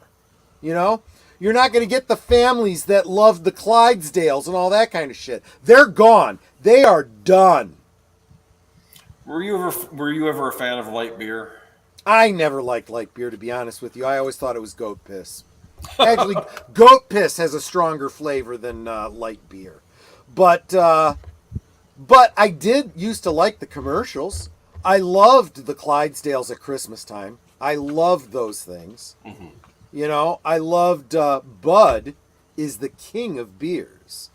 And I loved Bud Wise. Stuff like that. Weren't they also the ones that did "What's up"? That was a different thing. I think it was the same. Was it a different one? Okay. I think it was the same company. I think it was just it wasn't the frog saying "What's up." Yeah. It was by the way, the guest I was talking about for next week, he's not going to be in the stream this week because he's at Joe Fest. Just saying. Just throwing that out there. I was actually surprised I was able to get a response back from him because I said, "I know you're going to be at Joe Fest." He says, "Oh, I'd love to do it." I'm like, "Okay, what the hell are you doing responding to messages when you're at Joe Fest?" I never pay attention to social media when I go to a when I went to a convention. I haven't been at a convention in over 3 years, but yeah. But anyway, so yeah, I that was for all intents and purposes, that was my very long-winded rant about AI. But I will say this: I do kind of like.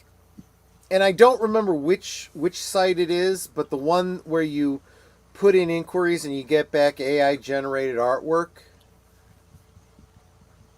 Mind something or something like that. Mid. I don't remember. I don't remember what it's called, but I did subscribe to that just because I want to give it a try. To generate artwork for the series of Dungeons and Dragons stories that I want to do, and since Dungeons and Dragons tends to use, characters you create that are unique, and I can't just do like a screen grab from a movie or something like that, I got to generate stuff. So I was thinking, maybe give that a try, see how it works out. If it works, great. If it doesn't, But anyway. But do you think there's any hope for the future of the Terminator franchise? Before I answer that, what do you think, deleted scenes? It would have to take someone who was a fan of especially the first two,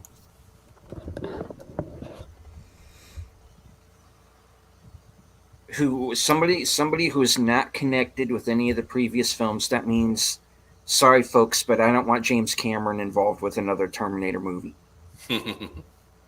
Yeah, Arnold has to go. Yeah, and I'm sorry to say that, but number one, Arnold he's too old. And here's the other thing about Arnold. I think they kind of lost the script on him. Yeah. The whole idea behind his model of Terminator wasn't that they were all supposed to fucking look like Arnold Schwarzenegger. They were supposed to be individuals made for infiltration. Right. Kyle goes into the whole thing about bad breath and sweat and blood and all that kind of stuff. You weren't supposed to be able to tell. The only way they were able to tell is dogs. Dogs could smell the difference. So what good does it do to have multiple ones that look identical, right? The only reason that in Terminator 2 you had one that looked like Arnold was because they were going, okay,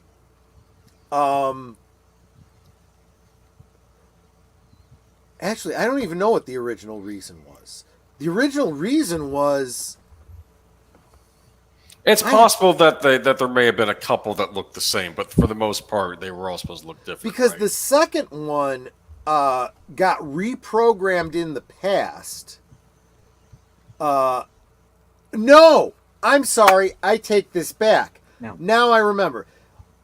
It happens off screen and it's told in exposition.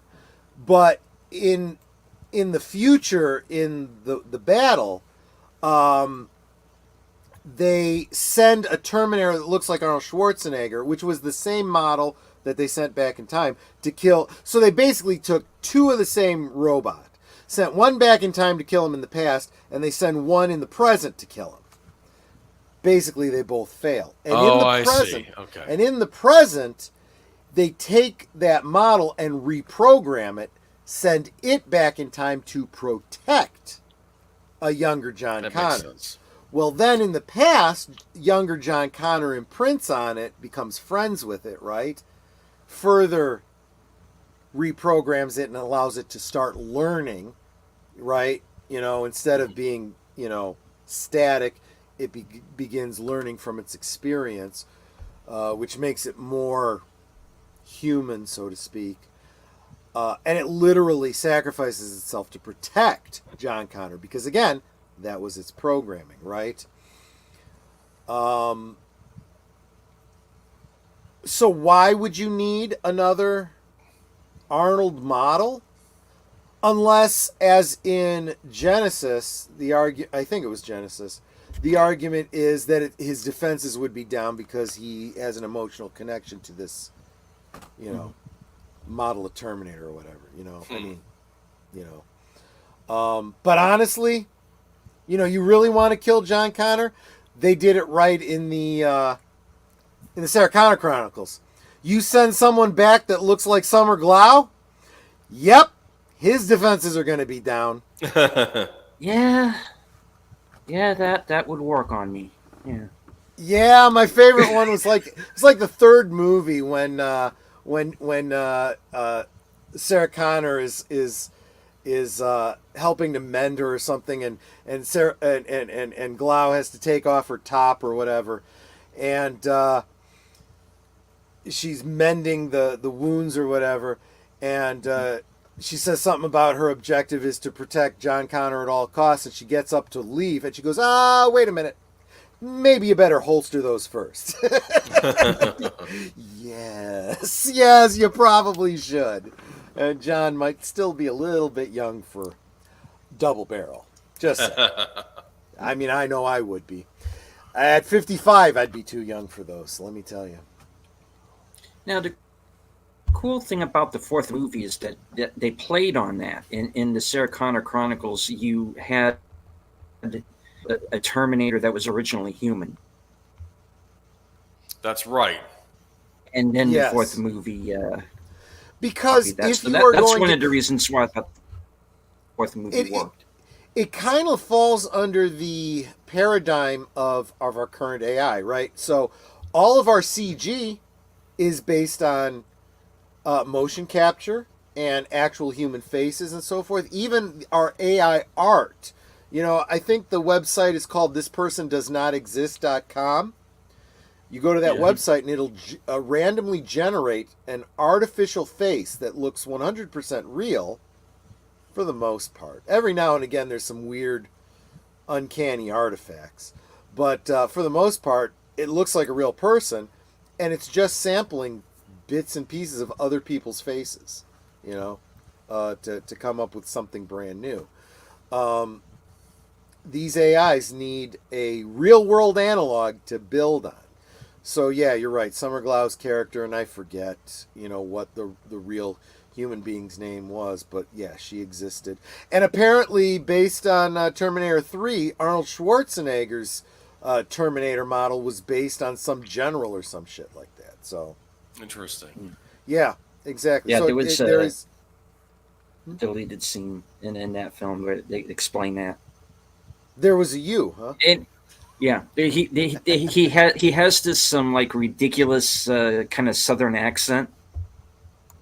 Makes sense though. And they said, and then the line after that is, "Well, he looks good, but let's change the voice." And some other guy sitting in the boardroom was like, "We can fix it," in Arnold's voice. And he looks absolutely nothing like Arnold Schwarzenegger. Yeah, that's funny. No. That's funny. We can fix it. Star Trek did that too with the holographic doctor. You find out that the holographic doctor was based on a programmer named Zimmerman. Mm-hmm. So Robert Picardo played a double role when they wanted to interact with the guy that programmed him and whatnot. So yeah. But and I know this is the kind of stuff that triggers Age of Boomer, because when we talk about recreating people in CG and stuff like that. It. No. And you're not going to be able to tell the difference, and you got people sharing pictures online of Donald Trump being led away in handcuffs, and it never fucking happened. It's a CG generated picture. Who the fuck knows? And then they got the deep fakes and whatnot. Obama giving a speech that he never actually gave. Guys, it's getting to be fucking scary. You really, really need to be concerned about that shit.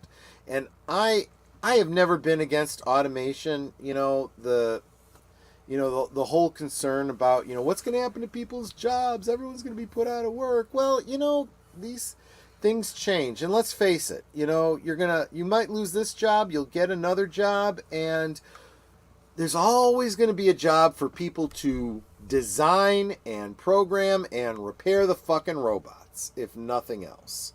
Right? Definitely. I know what you're going to say, until the robots figure out how to do it for themselves. Right? Right. But that's, fuck it. I won't be around anymore by that time. Look, the warnings are out there. This past 2 hours have been a warning from us here in the panel, right? And you have over a century of fiction going all the way back to, I don't know, what's the first one? Frankenstein? Yeah. Frankenstein's a good one. That's a cautionary tale about science run amok, right? Creating a creature that has no soul, no ability to control itself, just working on pure instinct. Yeah, we talked about that. We did a rewatch of Mary Shelley's Frankenstein a while back. Yep. Remember that? The Kenneth Vaguely, I was pretty drunk at that point too. So, I don't know. But GP doctors will be replaced. Nurses will still be needed. That's an excellent point. I hadn't even considered that. But as we're starting to see a distrust, shall we say, of the medical industry, because we have access to information that the medical industry chooses to not act on or acknowledge or share with us, we start to go, yeah, you know what? I heard your recommendation. I want a second opinion. I want a third opinion. You know what? Fuck it. I don't need an opinion. I got my own opinion, and I'm out. Thanks. I'll trust nature.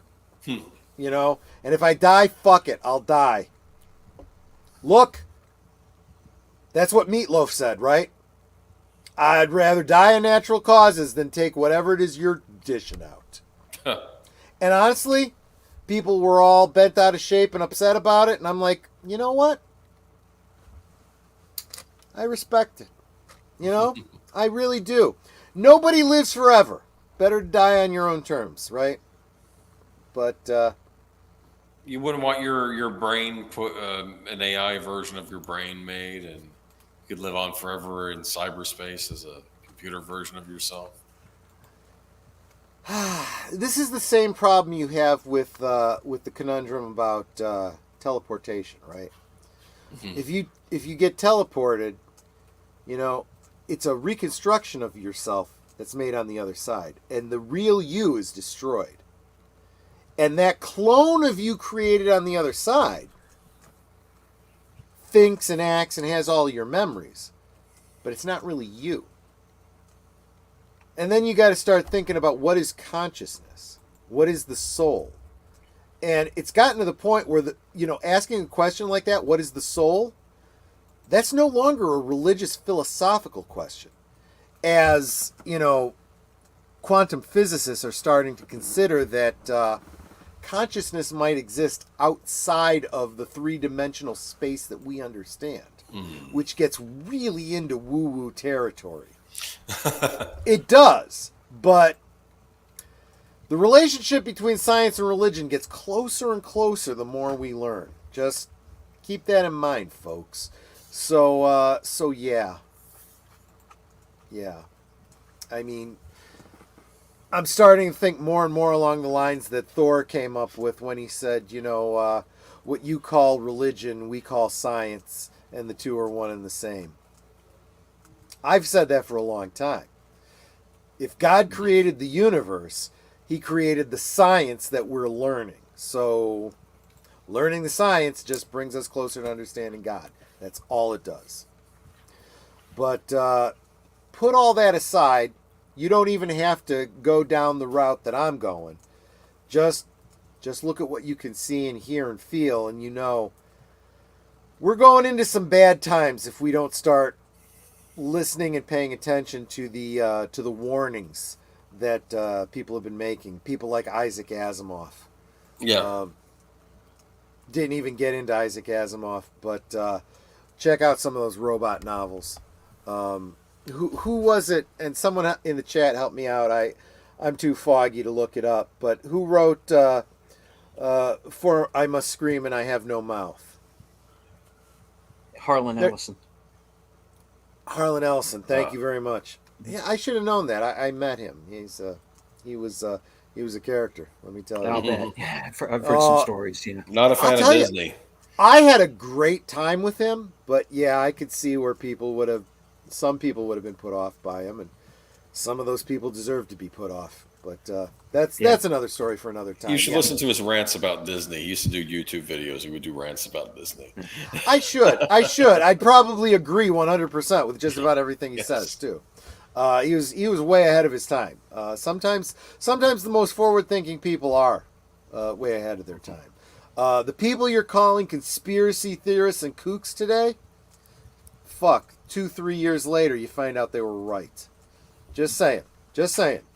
And going back to the connection between Harlan Ellison and the Terminator for a moment, didn't he sue James Cameron over? Yeah. I know the story behind that too, if you don't mind me. Go for it. There was a Twilight Zone, or was it an Outer Limits episode? I think it was a Twilight Zone episode where it was based on the Harlan Ellison story. Yep. About guys coming from the future because there's a giant. I think there's a giant, like if there's robots or it's basically the same premise for Terminator.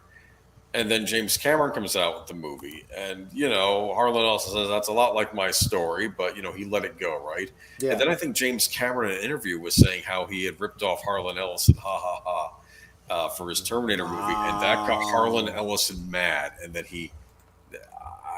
I forgot if they owed him money after that, or if it was just he wanted his name put on as based on a story by Harlan Ellison on the Terminator credits. I know he got his name on. That is fucking arrogant. Because he got mad that Cameron said that.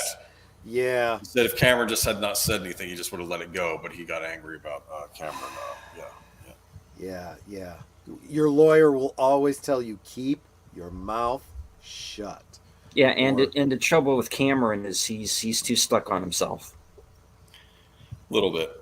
He can't be quiet. It's not in his nature. Mm-hmm. The Soldier. Oh yeah. Name of the episode, Soldier was the name of it. Yeah. That's the other thing that for all the talk about and we didn't even get into any of the writer's strike stuff and whatnot about AI and whatnot, but Paul Chatto has done some great commentary about and I've said this too. It was one of those things where I hear him say it, and I'm like, hey, I don't believe he's listening to my channel, but he and I apparently think alike on this whole idea that robots, AIs are not that great at writing. What it is humans have gotten so shit at writing that by comparison, the robots are, doing pretty damn good. So could a room with chimpanzees, probably, right? Right, yeah. You have an infinite number of chimpanzees with an infinite number of typewriters. Eventually they'll punch out, Shakespeare, right? It was the best of times. It was the blurst of times. But, yeah. So it's a weird time that we live in. It really is. And I do feel like the folks in the chat, those of us that hang out together like this on Friday nights and, in our other subsequent channels, we're a little bit above average when it comes to understanding and seeing these things. I really get that from you guys. So that encourages me. So I know I'm kind of preaching to the choir here, but there's way too many people in much higher positions of authority and, government and companies that they're just too fucking stupid for our own good. I'm just going to put it that way. And they're not thinking of the future either. They don't give a shit about the future. They're looking at their own personal future, and they don't give a shit about anything else. And those people that say, oh, you got to save the environment for our children, they don't give a shit about the environment. They care about their bottom line and how they can make money. And they need you to believe that the world is going to come to an end because of global warming or whatever fucking mythology they've come up with so that you pay into their schemes. And and slaughter buy a their bunch of electric cows. cars and Slaughter the cows. and Which and they and, do. and stop with the cows. You got to buy their artificial, vegan foods and stuff. Yeah, exactly. So I'm getting up on a whole other soapbox, and I didn't mean to do that. So I say it's probably time we wrap this up. Deleted scenes. What do you got coming up in the next week? All right. Well, I have 3 shows on Sunday. The first one, I will be joining Jedi Bill for a Western Cinema Sunday, and we are going to be watching Bad Girls. Madeline Stowe, Andy I McDowell, know Drew the Barrymore, movie. and Mary Stuart Masterson. Not nearly as many boobies as I had hoped based on that title, but still a good movie. Well, there's some in the uncut version, but Not enough. granted. And later on that night at 8 will, of course, be this week's episode of Unscripted. It will be episode 17 called There's Something About Gwen. And I'm going to go into this whole Gwen Stacy trans allegory nonsense. Good. I figured that's what it was when I saw the title. Yeah. Of course, that is the precursor to Geeky Geezers, which is the show that you and Boomer host on Boomer's channel. Yes. And I will be talking there's a number of subjects that night, but I'm mainly the one that took my interest was the censorship of the French Connection on streaming platforms. And not just on streaming platforms, also if you buy the digital copy, it is also censored. And it was a 20th Century Fox movie, and we all know who owns 20th Century Fox. So what did I tell you about buying digital copies of things? We will get into it on Sunday. I had my reasons. Anyway. Own physical media, people. Yes, I know. Make sure it's offline and they can't take it away from you and they can't change it. Yep. But you go ahead and bump that story up to the first one in the notes, because I'm going to talk about it right after the good old days or in remembrances. Hopefully there are no in remembrances this week, but I don't know. You never say that on a Friday, because it's been my experience. You say shit like that and somebody kicks off and I gotta add it to the notes. So fucking inconvenient when these people die, damn it. Okay. So Monday, Tuesday, anything we know about? No. Well, Go ahead. Do you have anything? Me or Boomer? Either of them. Either I or don't both. have anything, but what about you to do these things? Okay. After Geeky Geezers, at 12:05 a.m. will be The Other Side of Midnight. It's a late night open topic chill stream, and the conversation will go wherever my guests want to take it. Awesome. We missed one. I forgot about tomorrow night. Over on Netter's Network, Retro Cinema. What are we watching, Netter? We are watching the follow-up to the movie Cheaper by the Dozen, the original Cheaper by the Dozen, called Bells on Their Toes. A film that nobody in the panel will have seen before tomorrow night. Nope. Unless something happened that in between the week that I didn't know about. As far as I know, Big Al has not seen it. Netter hasn't seen it. I haven't seen it. We did. As soon as Big Al told us it existed, Netter went ahead and ordered it, and we have received it. We have our DVD copy, and of course the Cosme stream will be provided to you so that you can watch along with us if you don't have your own copy, like we didn't until just a couple weeks ago. But then that brings us up to Thursday. No, Wednesday. Is there something happening on Wednesday? Yeah, Soundtracks of Birdman. We will be You doing sure? I'm sorry. Yes. I'm sorry. Yes, it's to be fair, he did let me know it probably wasn't going to happen this Wednesday. Okay. No, we're going to do Casino Royale rewatch, the Daniel Craig one. Yeah, so and we may have a guest on with us too. So. Okay. Daniel Craig? No. Well, it started out all right. Maybe it didn't. I don't know. Well, maybe that'll be what I'll realize. Maybe it was all crap from the beginning, but we'll see. What was the name of the girl in that movie? She played. Vesper Lynd was the character, and Ava Green, is that her name? Ava Green, right? Oh, yeah. She was in a couple of films that Netta really liked, where she plays this magical nanny that wasn't Mary Poppins. Actually, it's interesting. I am Nanny re. McPhee. No, it wasn't Nanny McPhee. It was The Miss Peregrine or whatever. Miss Peregrine. Oh, right. yes. That's what it was. That was what it was. I'm Although I actually- remember her from a movie where she slept with her brother and some other guy. So Yeah. I'm. and the deleted scenes just without missing a beat. Yep. I know that one. Bertolucci film. Yeah. Dreamers, yeah. I'm rereading Casino Royale, the book, so I'm gonna see if I can figure out where the movie differs. So Netter just got that one for me. I know I read it when I was in high school, but I gotta reread it. So Yeah, we the got book is Netter.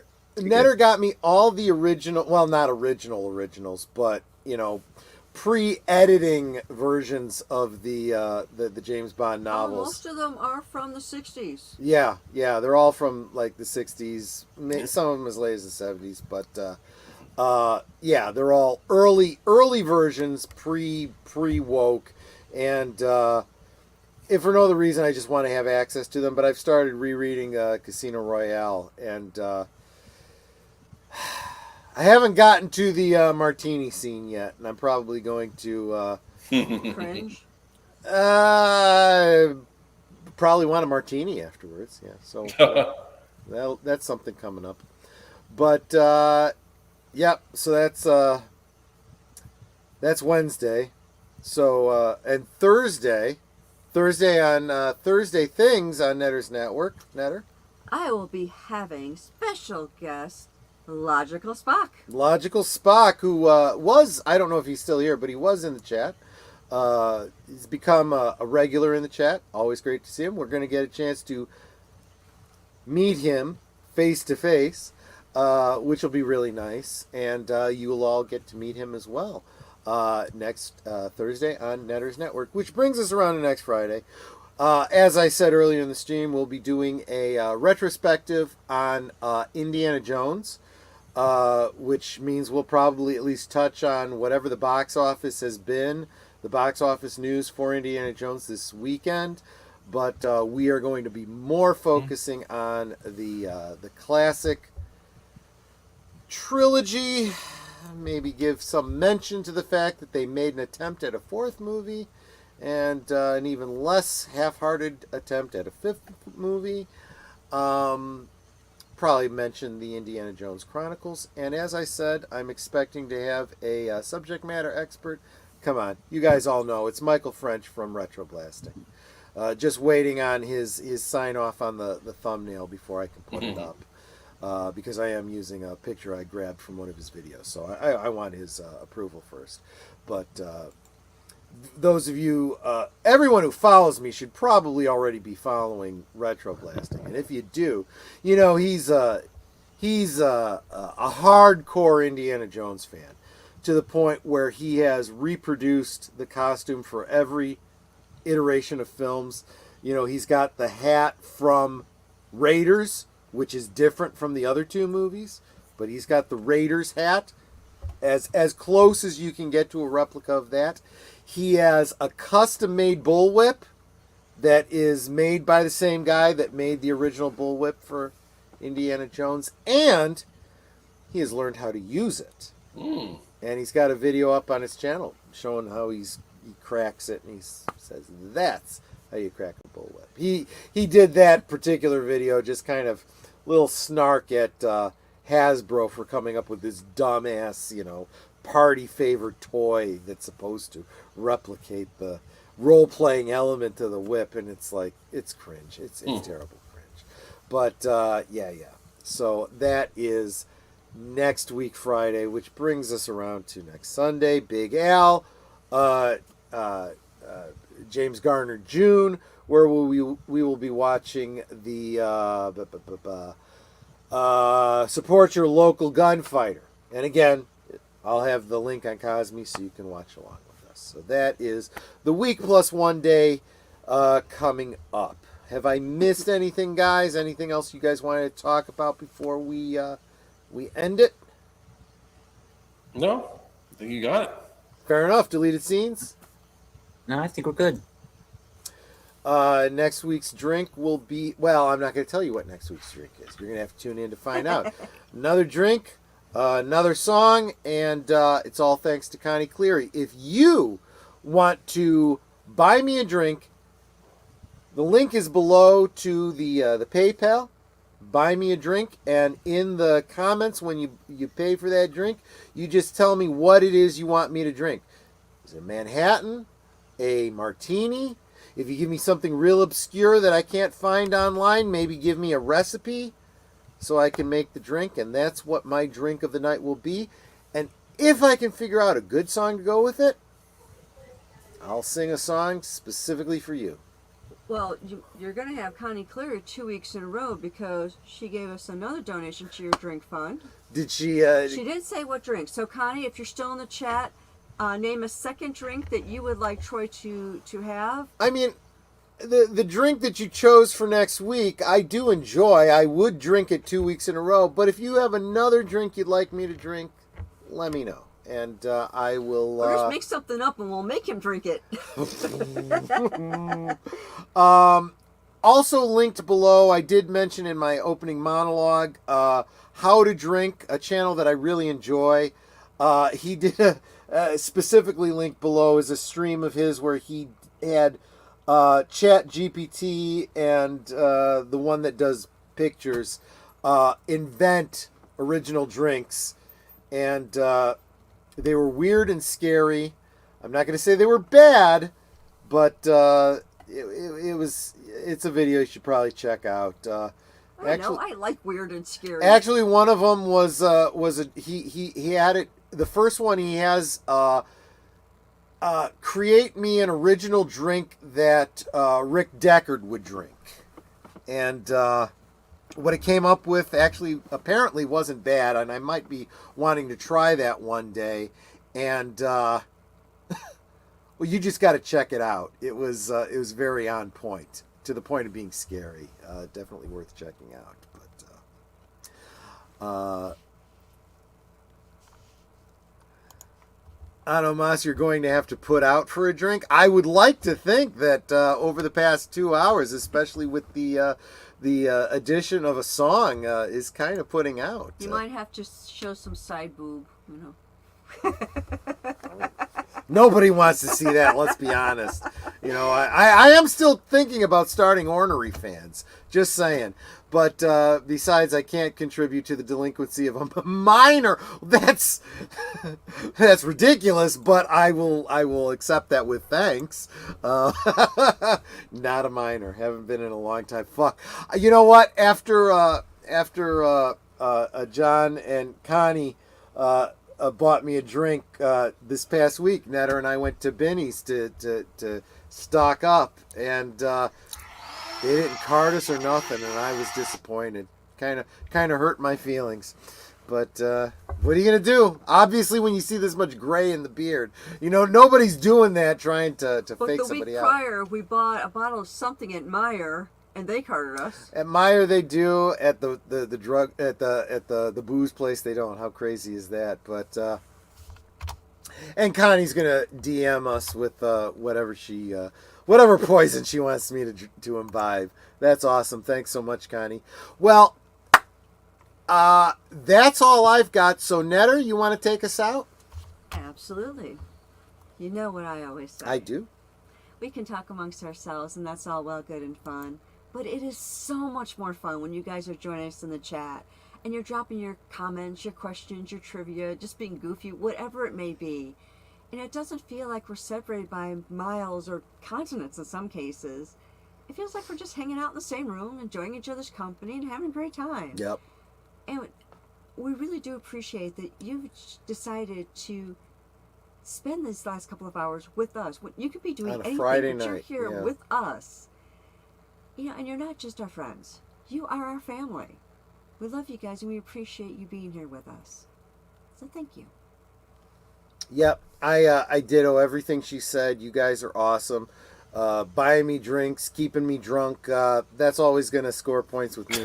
But seriously, I hope you enjoyed the past 2 hours and 15 minutes. And I hope this was a great way to begin your weekend. I really hope it was. And you know what? Hope to see you on the next one. Check out the links below. Subscribe to everybody. Check out the links that have been shared in the chat. Subscribe to each other. You know, as Together PJ says, together we grow. Thanks, everybody. Have a great one. See you on the next one. Good night, ladies. Good night, sir. Hit it, sweetheart.